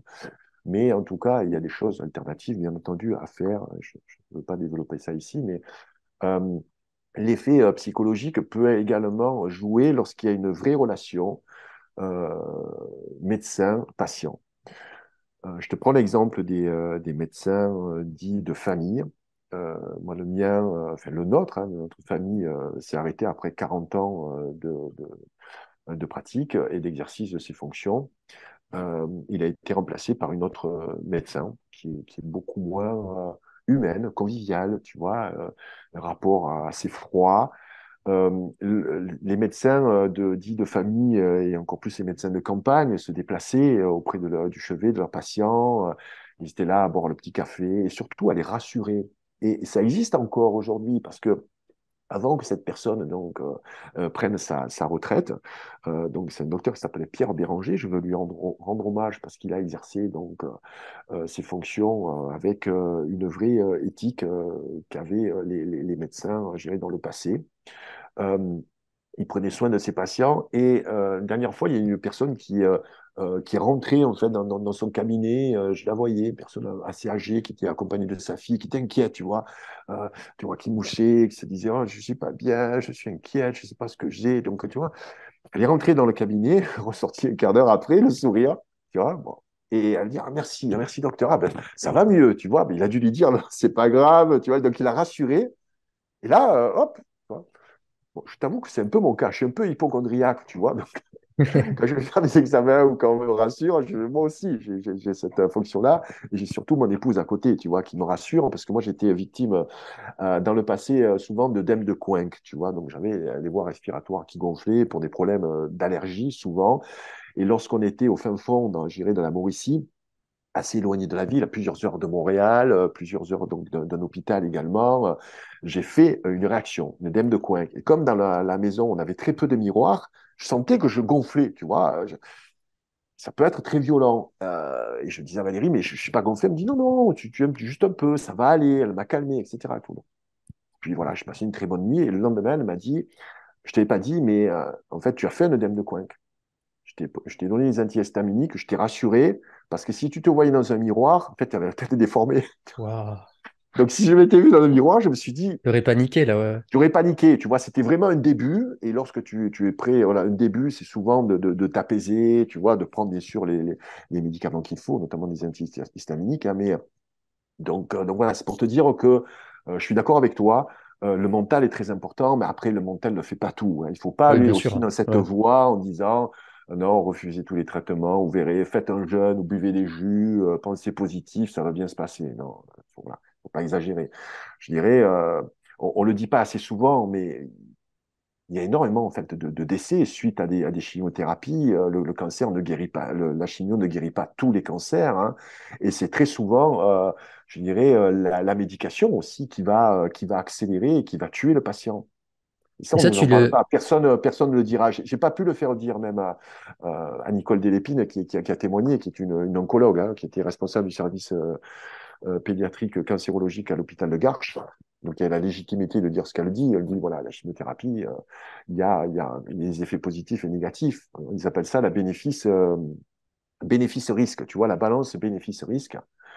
Mais la médication peut également tuer, surtout lorsqu'on est quasiment en fin de vie ou des protocoles n'ont pas fonctionné, on va servir de cobaye. Hein. Les patients en fin de vie qui sont dans les services dits pas de réanimation, euh, les soins,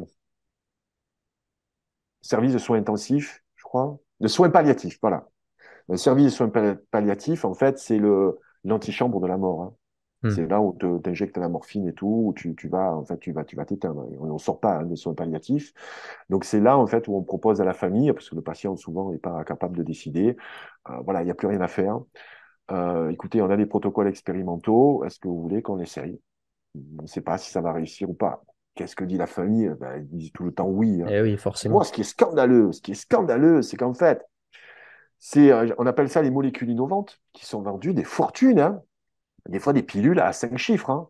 Des choses incroyables.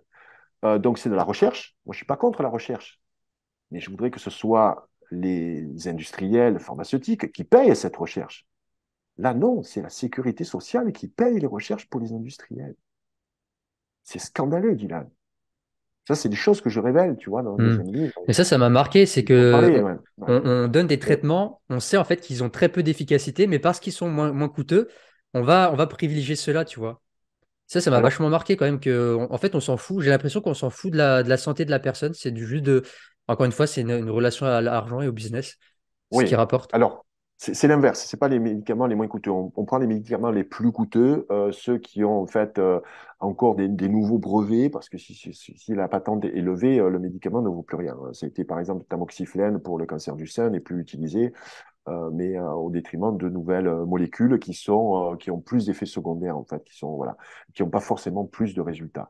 Ouais. Pourquoi s'est insurgée Nicole Delépine, si tu veux, et elle s'est fait mettre dehors, hein, retraite anticipée, parce que elle était contre en fait cette imposition du traitement par l'Institut national du cancer. Donc l'Institut national du cancer, aujourd'hui, hein, depuis je crois 2004, impose le traitement aux cancérologues, donc directement aux patients. Euh, les médecins, notamment les cancérologues, ont perdu leur liberté de soigner. Avant, dans les années 80, on disait Nicole Delépine, avec les premières chimiothérapies, 80-90, on pouvait adapter. C'était le cancérologue qui adaptait, tu vois, le traitement par rapport au patient. Voilà, selon l'âge, selon la force physique, la résistance, l'état de santé. Tu vois, aujourd'hui, c'est plus possible que tout le monde rentre dans des cases. On fait des tests, tu vois, donc il faut que tout le monde prenne les mêmes protocoles pour qu'on voit ce qui peut réussir sur certains et pas sur d'autres. Et donc, elle était révoltée parce qu'avec cette nouvelle technique donc d'imposer des protocoles donc identiques à tous les patients, elle avait de moins bons résultats que lorsqu'elle adaptait le traitement. Et elle s'est révoltée pour ça. Elle ne s'est pas révoltée concernant le progrès ou la recherche. Elle s'est révoltée parce que les médecins aujourd'hui ont perdu leur liberté de soigner. Et j'invite quiconque à me contredire là-dessus, hein. Le livre est sorti il y a maintenant 4 ans. J'ai reçu aucun procès dans mes livres, hein. Donc voilà, tout est nickel, tout est sourcé. Il y a des vérités qui ne sont pas bonnes à dire. C'est pour ça que le tome 2, je n'ai fait aucune télé avec le tome 2, hein. Aucune télé. Je fais quasiment toutes les télés, Ardisson, Stéphane Bern, Polony, etc. Canal+, avec le premier. Tu pouvais parler de la maltraitance animale, de danger du sucre, du lait et tout, il n'y a pas de souci. Industrie agroalimentaire, tu peux y aller. Dès que tu touches à l'industrie pharmaceutique, là, c'est veto, hein. Hmm. Non, non, écoutez, ça, on n'en parle pas. On Voilà. voit bien Donc, les conflits d'intérêts ça, là, ça me ouais. plaît. Ça me Ouais. plaît. Pas des conflits d'intérêts, c'est des choses, en fait, donc on ne veut pas que la population ait connaissance de ce genre d'informations. Voilà. Sachez, vous qui nous écoutez encore jusqu'à maintenant, ça fait quasiment 1 heure et demie, donc vous avez été plutôt intéressés. Je vous en remercie. Euh, L'information est très importante que vous devez savoir, connaître, c'est que vous, en tant que patient, vous avez le dernier mot. Vous pouvez choisir votre traitement. Vous entendez bien ce que je vous dis, hein, c'est vous pouvez choisir votre traitement. C'est écrit noir sur blanc dans la charte. C'est vous qui avez le dernier mot. Mais vous pouvez choisir le traitement si tant est que vous ayez un minimum de connaissances. Et Vous oui. pouvez dire non, moi je refuse la chimiothérapie, la nouvelle que non. Moi je voudrais le protocole que vous faisiez dans les années 90. Donc bon, vous allez avoir de la résistance, hein. Attention, ça va pas être facile, hein. Mais vous êtes en droit aujourd'hui de choisir votre traitement. Si tant est que vous ayez, comme je vous dis, les bonnes informations. Et pour ça, il ne faut pas attendre d'être malade. Voilà. Informez-vous, lisez les livres de Nicole Delépine. Je te donnerai, si tu veux, quelques références. Et voilà, informez-vous comment préserver votre santé, comment aussi adapter le jeûne. Par exemple, avant certaines euh, médications, ou notamment chimiothérapie, ou ne serait-ce que pour votre santé. Voilà, le jeûne peut être bénéfique. Aujourd'hui, plus personne ne jeûne. Tout le monde mange constamment, on continue. Et un des facteurs de nos maladies aujourd'hui, c'est qu'on mange trop. Hmm. J'en suis Ouais, ça, persuadé. clairement. On mange trop. Et surtout de mauvaises choses, on mange par gourmandise, on n'a aucune connaissance de ce qu'on a dans l'assiette. Toi, Ouais. comme moi, et comme vous, certainement qui nous écoutez, on se nourrit. On ne bouffe pas. Ah, moi, je pense que c'est bon. Une pizza, c'est pas un repas. Et encore, j'adore la pizza. Tu vois, pour moi, c'est une gourmandise.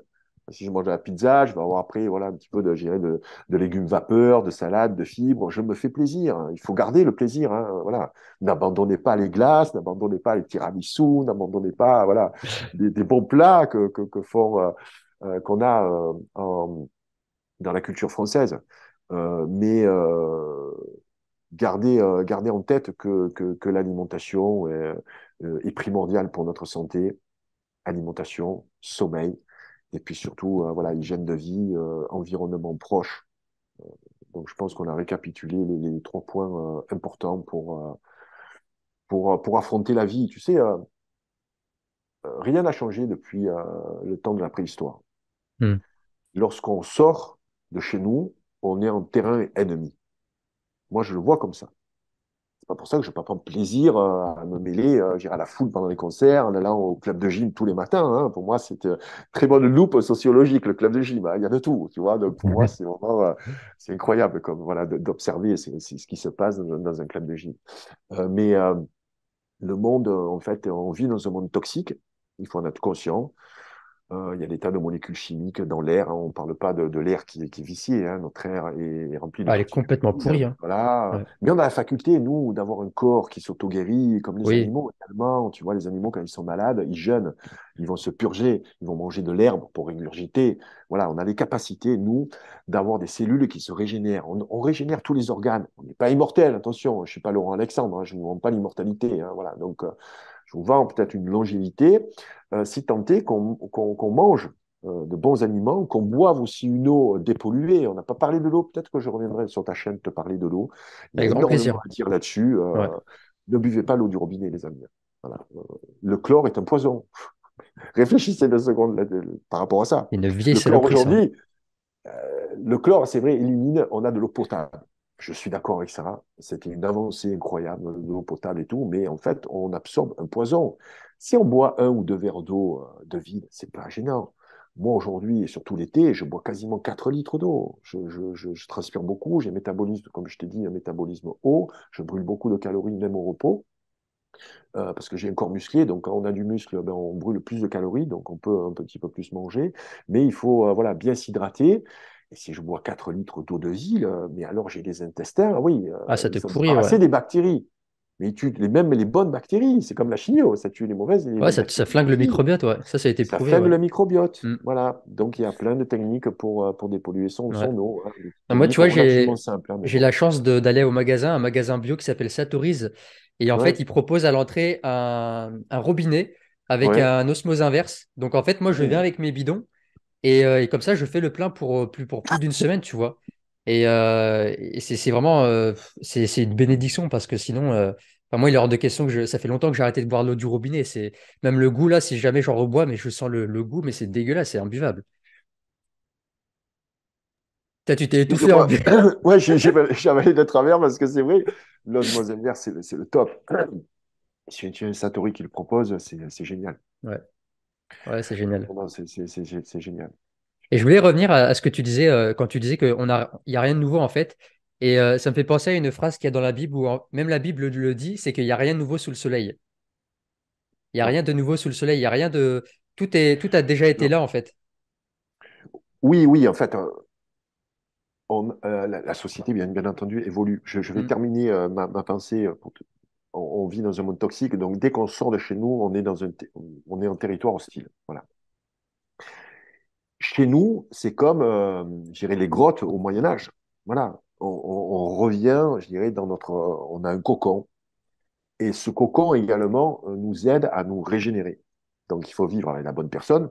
Si vous prenez la tête, je dirais, à votre compagne, changez de compagne, tu vois. Il ne faut pas que ça dure trop longtemps. Voilà. Il faut pouvoir vous émanciper, évoluer spirituellement ensemble. Mais donc c'est de plus en plus compliqué avec les tentations qu'on a aujourd'hui, évidemment.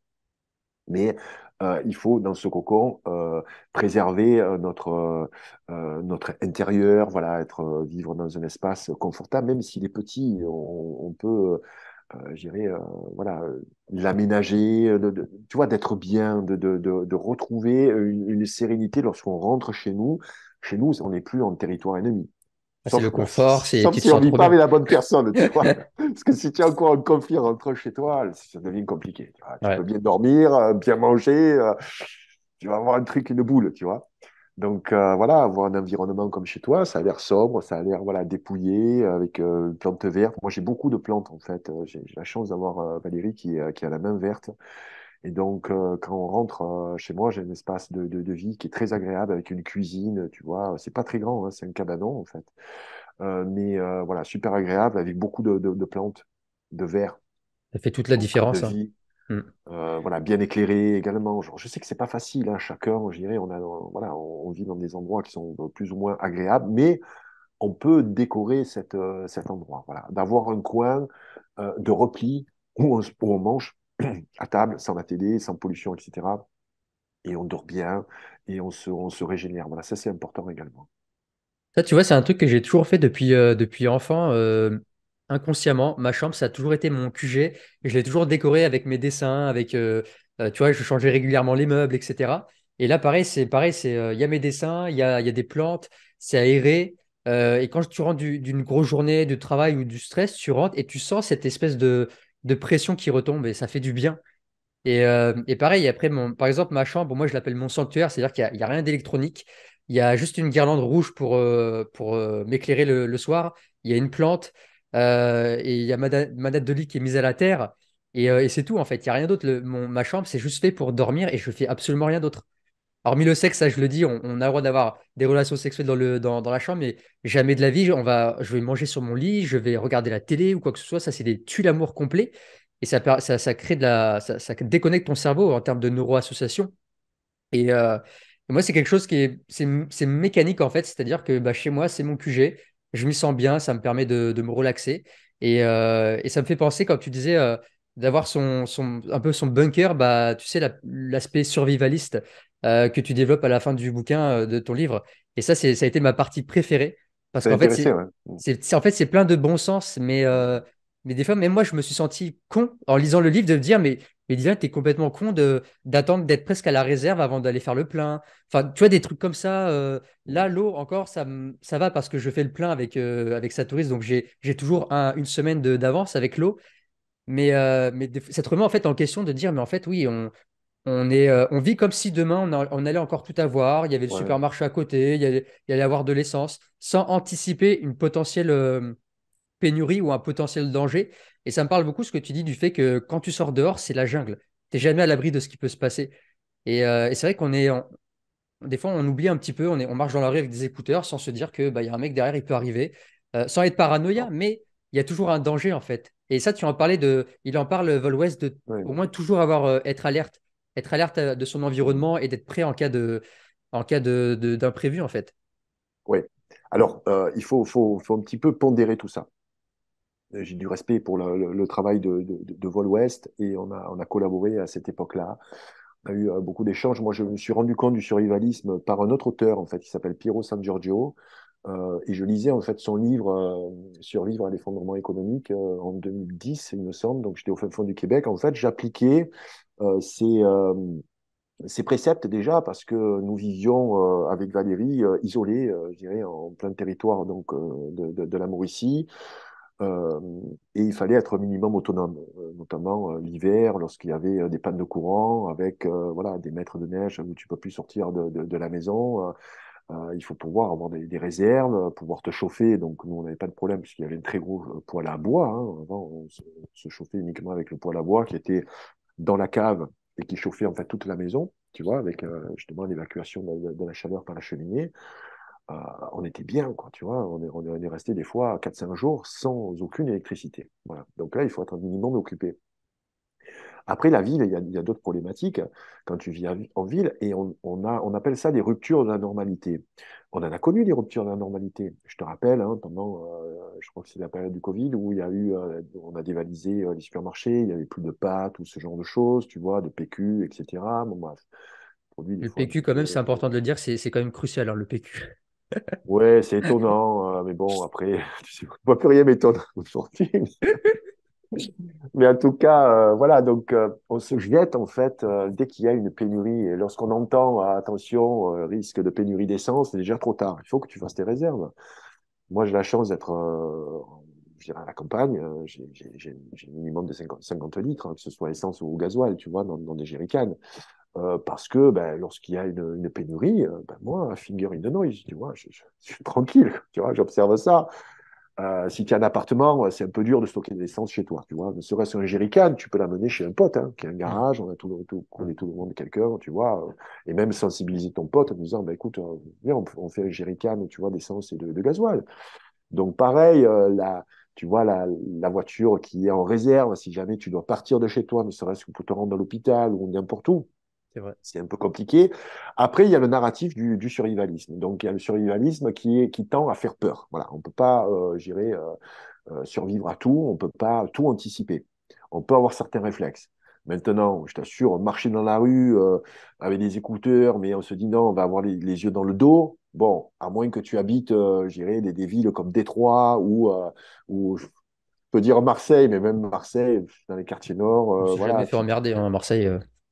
voilà, du moment où tu es pas hostile, du moment où tu transpires pas la peur, ça aussi, Hmm. tu vois, il y a des gens qui sont, ouais, il va m'arriver quelque chose, ben, il va t'arriver quelque chose. En fait, tu te prépares, tu vois, tu crées pas en fait ta réalité, sauf si je suis pas trop dans cette dynamique-là. Mais bon, il faut pas, en fait, il faut être entre les deux. Il faut pas être insouciant, il faut pas être aussi parano. Voilà, il faut avoir quelque chose sur soi. Moi, je sais personnellement, lorsque je sors le soir, ben, je sais que je vais me garer dans un parking souterrain, je vais avoir une petite bombe, tu vois, une bombe au poivre ou au piment, une bombe de défense en fait, tu vois. Je ne vais pas sortir armé. Aujourd'hui, en France, on ne peut pas avoir une arme. Par contre, chez Et où on n'a pas le West, droit. dans le Montana, on est allé se balader en forêt, tu vois, il avait son Glock ici. Bon, c'était un peu pour prendre des photos aussi, tu vois. Parce que... Et en fait, il me disait, non, j'ai mon Glock parce qu'il y a quelques mois, il y a un mec qui s'est fait dépecer par un ours. Ah Ah oui. ouais, là, c'est pas pareil. Tu es dans le Montana, un territoire sauvage. Donc ça s'explique. Et tu vas pas sortir un Glock en pleine ville, tu vois. Mais bon, eux, là-bas, ils sont tous armés. Alors, c'est vrai que quand tout le monde sait quand une personne a potentiellement une arme, c'est vrai qu'on t'es pas tenté d'emmerder les autres. Voilà, voilà. Il faut juste rester prudent, tu vois. Je voyais une Instagrammeuse que je suis qui était super inquiète parce qu'il était 2 heures du matin. Elle sortait d'un concert et elle était allée acheter une espèce de faritas, tu vois, avec des pois chiches ou des trucs, enfin bref, une espèce de kebab végétal. Déjà à 2 heures du matin, tu vas t'acheter quelque chose à manger. Bon, c'est un peu étrange, rentre chez toi, tu vas le manger chez toi. Et bien sûr, dans ce type d'endroit, bon, c'est pas forcément bien fréquenté. Ben, elle s'est fait suivre jusqu'à chez elle. Elle était morte de trouille, elle filmait, etc. Déjà, imprudence. Hmm. Imprudence. Et elle dit, ah, ne venez pas à Marseille, c'est quartier dangereux et tout. Non, mais déjà, quand tu es une fille, il faut que tu sois doublement prudente. Le monde ne changera pas, même si vous êtes, si tu veux, pro-féministe, vous voulez que tout change, mais le monde restera tel qu'il est. Il ne faut pas provoquer, tu vois. Il ne faut pas provoquer les autres. Et en parlant de ça, tu vois, il y a eu une provocation, je peux en parler parce que c'est un petit truc, je dirais, assez marrant. Il y a eu une publicité il y a une quinzaine de jours de la marque Bud Light. Bud Light, je ne sais pas si tu connais cette bière, c'est une bière quand même qui est très connue aux États-Unis et c'est plutôt une bière, je dirais, très populaire. Voilà, donc camionneur, redneck, très masculin. Il y a des filles aussi qui boivent de la bière, mais il y a beaucoup plus des gars, tu vois. Ils n'ont rien trouvé de mieux de prendre comme égérie un transgenre. Voilà. Donc, un homme qui s'est transformé, donc qui s'est fait opérer, Ah, qui est j'ai vu une devenu une photo sur les femme. réseaux, je crois. Ouais. Ça a foutu un bordel. Ouais. Mais en plus, tu excites ce type de population qui n'est pas franchement, je dirais, intellectuellement voilà, réfléchie, en tout cas, où l'émotion va prendre le pas sur la rationalité. Là aussi, ça marche pour tout, hein. Aujourd'hui, nous réagissons avec l'information de façon émotionnelle. Hein, on vous montre un bébé qui est mort sur une plage et tout, d'un coup, branle-bas de combat, etc., à l'image des fosses et tout, bon bref. Pareil avec la guerre en Ukraine et tout, bon bref. Donc, il faut pouvoir réfléchir, mettre l'émotion de côté et prendre le côté rationnel, voilà, qui est l'autre partie du cerveau. Donc, pour ça, il faut mettre l'émotion de côté. Donc là, tu as excité des gens qui réfléchissent juste, qui réagissent par émotion, ça a foutu un bordel, mais en fait, des mecs ont tiré à la K-47 sur des bouteilles de bière, tu vois, les autres, il y a d'autres qui ont écrasé des palettes avec des bulldozers, avec des messages de haine, tu vois, en fait, ça a été une provocation. Je me suis demandé quel est le publicitaire qui a pondu ça. Une publicité, quand tu prends une égérie, tu essayes que ce soit une égérie qui valorise ta clientèle, tes consommateurs, tu es d'accord avec moi? Tu vas pas prendre une égérie qui a toutes les chances de se faire détester par ceux que tu sers. Et en plus, le cours de la bourse de Bud, tiens-toi bien, a chuté de 6 milliards d'euros en bourse. Ou la vache. Donc, pour moi, soit raison stupide, soit raison purement, je dirais, financière, où tu as des gens qui ont acheté donc à découvert, hein, et qui misaient sur une baisse en fait, de l'action, parce qu'ils ont su que un gars, enfin, plutôt un groupe de gars dans une agence de pub a dit, bah, c'est bien, c'est la mode des transgenres, on va prendre du transgenre pour Bud. On va faire parler de nous. Ben oui, ils ont fait parler d'eux, ils ont foutu un bordel et tout. Donc, c'est pour te dire que n'excitons pas des gens qui n'ont pas besoin d'être excités et qui risquent de nous mettre en danger. Voilà. Donc, soyons prudents. dans notre quotidien. Soyons prudents aussi par rapport à ce que l'on dit aussi sur les réseaux sociaux, hein. C'est très facile, hein, de provoquer. Et Mm. aujourd'hui, la provocation fait vendre. Moi, sur ma chaîne, même le YouTube, etc., et le contenu que je produis, je suis jamais dans le clash. J'aime pas parler des gens que je déteste parce que je préfère parler des gens que j'aime. Ça, malheureusement, ça ne fait pas forcément la plus grosse audience, tu vois. C'est qu'on est toujours dans la provocation, dans la haine, dans cette colère, parce que ça fait vendre. Voilà. C'est ce qui fait que les Donc, médias fonctionnent, hein. attention, voilà, ouais, Quand on attention vend donc les avec gros titres. le survivalisme, il y a de très bonnes bases. Je pense que Wall West voilà, décrit ces bases-là. Je pense qu'on revient sur les 7 piliers du survivalisme, hein. Avoir un petit peu d'argent liquide chez soi, voilà, avoir une réserve d'alimentation alimentaire, une réserve d'eau, comment dépolluer son eau, etc. Avoir gérer des compétences, développer ses compétences, ne serait-ce que pour changer voilà, un joint de tuyauterie ou n'importe quoi, au lieu de faire appel toujours à quelqu'un d'un extérieur, essayer de reprendre aussi un minimum d'autonomie, de se déconnecter de l'État maman. En fait, c'est un État qui subventionne les citoyens avec des allocations, des aides, etc. Donc, dès que l'on te paye, tu sais que la main qui nourrit est toujours supérieure à la main qui reçoit. Donc, tu es dépendant. Tu es Ouais. dépendant. Donc, tu ne vas pas remettre en considération, même si tu as quelqu'un qui euh, se, se conduit comme un dictateur. Malheureusement, comme tu es dépendant, ben, tu vas te coucher, tu vas te soumettre, comme c'est soumis l'ensemble de la classe des artistes culturels, que ce soit acteurs, chanteurs, etc., pendant la période du Covid, où il n'y en a aucun qui a ouvert sa gueule, hein. Donc, voilà, ils ont tous fait carpette, comme on dit dans le Sud. Ils se sont soumis. Pourquoi? Parce qu'ils sont financés par l'État. Ils ont un régime qui s'appelle le régime des intermittents du spectacle. Donc, ils sont payés. Certains vivent grâce à leur passage sur les chaînes mainstream. Et s'ils remettaient le narratif qu'on nous a imposé en cause, ben, ils étaient blacklistés. Je connais énormément de personnes hein, dans le milieu artistique, des gens plutôt très connus, qui pas par manque de courage, mais m'ont expliqué qu'ils n'avaient pas intérêt en fait à dire ce qu'ils pensaient parce qu'ils perdraient trop sinon. Ils perdraient trop. Et Ouais, ça, c'est. je dirais, c'est un choix que chacun fait, hein. Peut-être que j'aurais fait la même chose à leur place, hein. Il faut pas juger les autres en fait. Mm. On n'est pas là pour juger. On peut pas juger l'autre. C'est pas parce qu'on fait quelque chose qu'on pense que c'est bien et qu'on peut juger l'autre en disant ce que tu fais toi c'est mal. C'est vrai. Il n'y a pas de juge, il y a qu'un seul juge. Voilà. Il Ça n'y me a fait pas penser à chacun. une phrase que Eckhart Tolle dit dans son livre, c'est que si tu avais le même passé que la personne, si tu avais ses croyances, si tu avais son corps, si tu avais son mode de vie, tu agirais de la même manière. Et c'est vrai qu'on Exactement. est, on est beaucoup dans le jugement. Et même avec l'alimentation, tu vois, quand on va juger celui qui est vegan, celui qui mange un McDo en disant, ah, mais lui, il est inconscient, il sait pas qu'il bouffe de la merde. On est dans le jugement. Et des fois, je me mets des petits coups de hop, Dylan, qu'est-ce que tu es en train de faire là? Tu es en train de juger, c'est pas bien. Parce qu'en définitive, il n'y a personne qui détient la vérité. Il n'y a personne qui détient vraiment la vérité, Non. même s'il y a des principes fondamentaux de la nature, etc. Il faut vraiment sortir de ce jugement et en fait, on le voit partout sur les réseaux, il y a toujours une guerre entre les différents modes alimentaires, en politique, il y a toujours une guerre et ce sera interminable. Tant qu'on ne comprend pas que en fait, personne détient la vérité.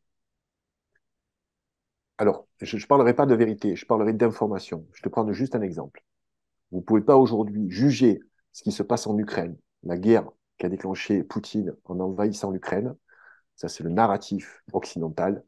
Si vous n'êtes pas informé sur ce qui se passe véritablement, sur les accords de Minsk, sur la puissance de l'OTAN, sur la provocation de l'OTAN par rapport à un pays souverain comme la Russie, à la préservation des valeurs aussi, à la dérive des valeurs occidentales, par rapport à la préservation des valeurs russes, une guerre en fait défensive. Vous ne pouvez pas juger si vous n'avez pas les bonnes informations. Et la plupart du temps, les gens ne jugent pas puisqu'ils n'ont pas l'information, ils ne peuvent pas euh, justement formuler leurs propres pensées. Ils vont juste être des petits perroquets qui vont répéter, comme des perroquets, ce qu'ils ont entendu sur BFM TV ou ce qu'ils ont entendu aussi sur des sites complotistes. Tu Ouais. vois. Donc, il faut prendre du temps et réfléchir avant d'émettre un avis. Donc, il n'y a pas de vérité. Par contre, il y a des faits. Et aujourd'hui, si on ne connaît pas c'est fait. Si on ne s'informe pas, on ne peut pas avoir une opinion qui va être, je dirais, qui va être légitime et qui va être euh, ponctuée comme ça par et corrélée par des informations complémentaires. Hmm. Donc, c'est C'est pas une juste. question de vérité, c'est de bien s'informer sur l'état des choses concernant justement ces guerres. Donc, les guerres, en fait, tu sais, c'est de la propagande de part et d'autre. Voilà.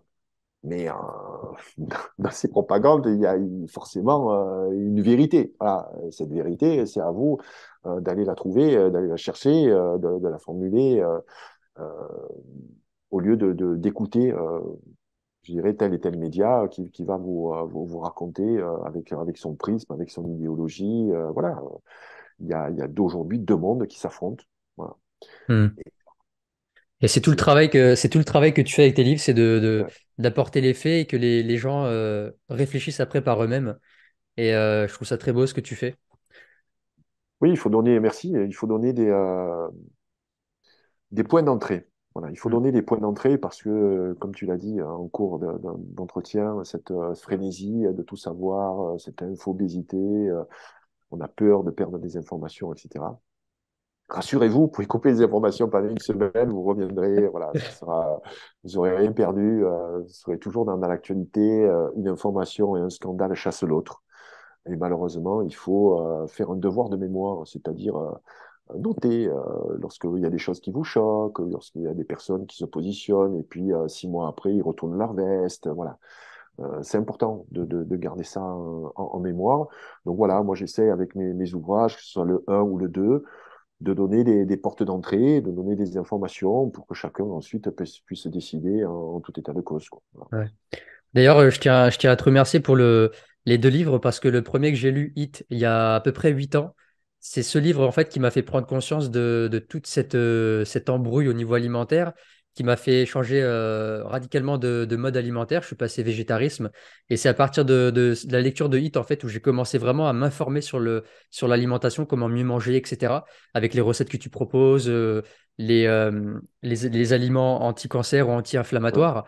Et puis après, le deuxième livre que tu as eu la gentillesse de m'offrir avec une dédicace, et ça m'a beaucoup touché, qui m'a encore une fois ouvert les yeux sur la toxicité de la société, qui m'a fait prendre conscience aussi voilà, de plein de choses, notamment du survivalisme, et puis de la capacité, encore une fois, à réfléchir par soi-même.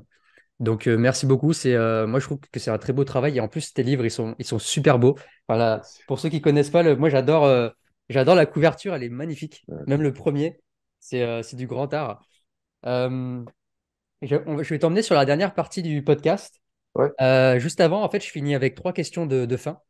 ouais. Mais juste avant d'enquiller sur les trois questions, où est-ce qu'on peut te retrouver sur les réseaux pour les personnes qui voudraient en savoir un petit peu plus sur toi? Et qu'est-ce que tu proposes? Alors, j'ai mon site internet gillartigo.com, on trouve toutes mes actus. Il y a la tournée en ce moment qui se déroule, là, le 13 mai, donc je serai à Marseille pour la tournée donc I2, Nourrir le corps et l'esprit. Donc, ce sont des conférences, pas le formule show conférence que je faisais avant, des conférences plus intimes avec moins de monde pour établir comme ça un meilleur contact avec le public, pour faire beaucoup plus participer le public. Il y a également le e-club, qui est là, un club privé avec une souscription mensuelle où on a accès à plus de 1200 émissions aujourd'hui, 1112 exactement. Et je fais 4 à 5 émissions par semaine sur des tas de thèmes. Ça, c'est plutôt pour des initiés, ceux qui connaissent peut-être un petit peu mieux mon travail. J'ai ma chaîne YouTube et je suis plutôt, moi, j'utilise plutôt Instagram. Je fais beaucoup d'interventions en direct, de prise de parole, où je dérape souvent, en fait, sur Instagram. Je sais que c'est un peu moins surveillé, donc ensuite, je les remonte pour les mettre sur YouTube. Donc, si vous voulez des non censurés, restez plutôt sur Instagram.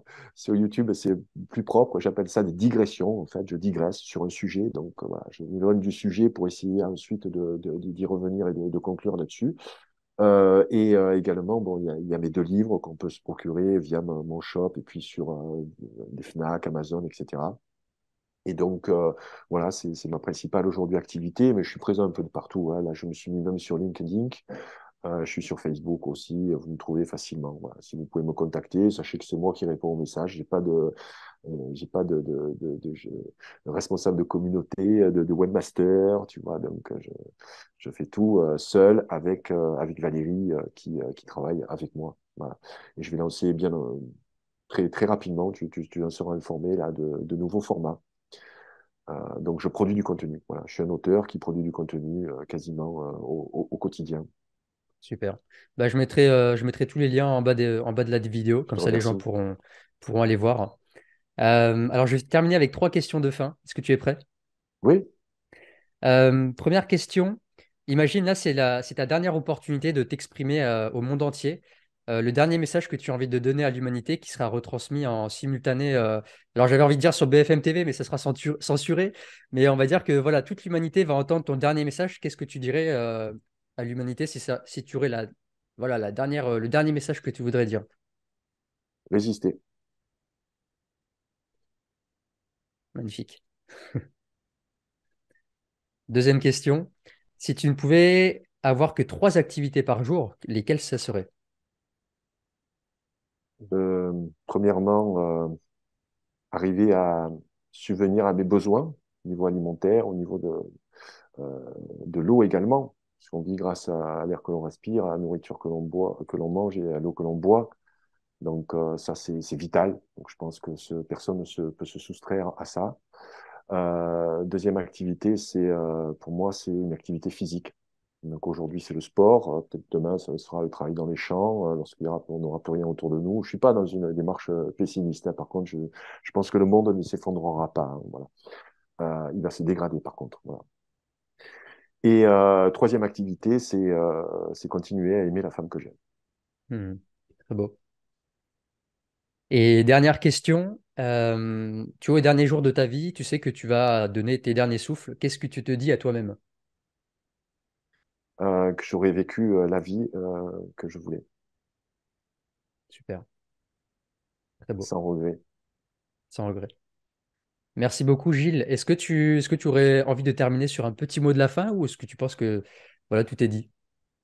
Non, on ne dit jamais tout. J'espère revenir sur ta chaîne, peut-être sur d'autres thèmes plus précis, parce que là, on était quand même très généraliste. Ouais. C'est le format que tu as souhaité. Moi, je suis très à l'aise avec ce type de format. Tu sais que j'ai fait des centaines d'entrevues. Là, ce que je t'ai dit était, voilà, sortez un peu de l'ordinaire. Donc, j'ai pris plaisir à discuter quasiment 2 heures avec toi et je me suis pas ennuyé. Donc, ce qui veut dire que je pense que l'émission est excellente.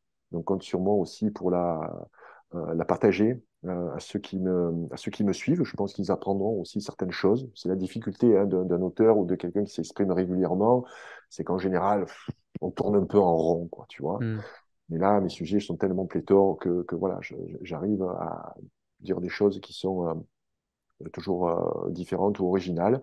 Et c'était très agréable de parler avec toi, surtout que tu fais partie d'une autre génération. Tu pourrais être, bon, voilà, ma descendance. Et je suis fier qu'il y ait des personnes comme toi Merci qui, beaucoup. qui je suis fier qu'il y ait des personnes comme toi. Désolé, je sais pas pourquoi je suis ému en fait. Euh, Parce que c'est important pour des personnes de ma génération d'avoir une génération qui va sûrement nous succéder, parce que le monde se fera sans nous, hein, voilà. Et qui ont quelque part les mêmes valeurs, à qui on aura transmis quelque chose et qui vont comme ça les faire perdurer, les faire évoluer. Voilà, les transcender, certainement. Pour moi, c'est toujours flatteur d'intéresser les personnes de ta génération. Je suis très heureux d'avoir des lecteurs qui sont des vingtenaires, euh, parce que pour moi, c'est une façon voilà, de transmettre ce que je suis, mon travail et puis mes découvertes. Voilà. Très touchant, merci beaucoup, ça me touche beaucoup. C'était plaisir partagé aussi, je me suis vraiment régalé de ces 2 heures. Tu es quelqu'un qui m'inspire beaucoup du premier livre. Ça fait maintenant plusieurs années que je te suis un peu sur les réseaux et c'est toujours très pertinent ce que tu dis, ça fait réfléchir et voilà, merci pour tout le travail que tu fais et avec grand plaisir pour un prochain épisode. Tu sais que les portes du Circadien Podcast te seront ouvertes. Donc voilà, un grand merci à toi pour ce beau moment. Merci Dylan, merci à vous qui nous avez regardé peut-être jusqu'à la fin. Tu sais que voilà, on a beaucoup de pertes au niveau d'audience, ceux qui restent vraiment, vraiment, vraiment jusqu'à la fin. Donc je vous salue, amis circadiens. À très vite. À très vite, au revoir.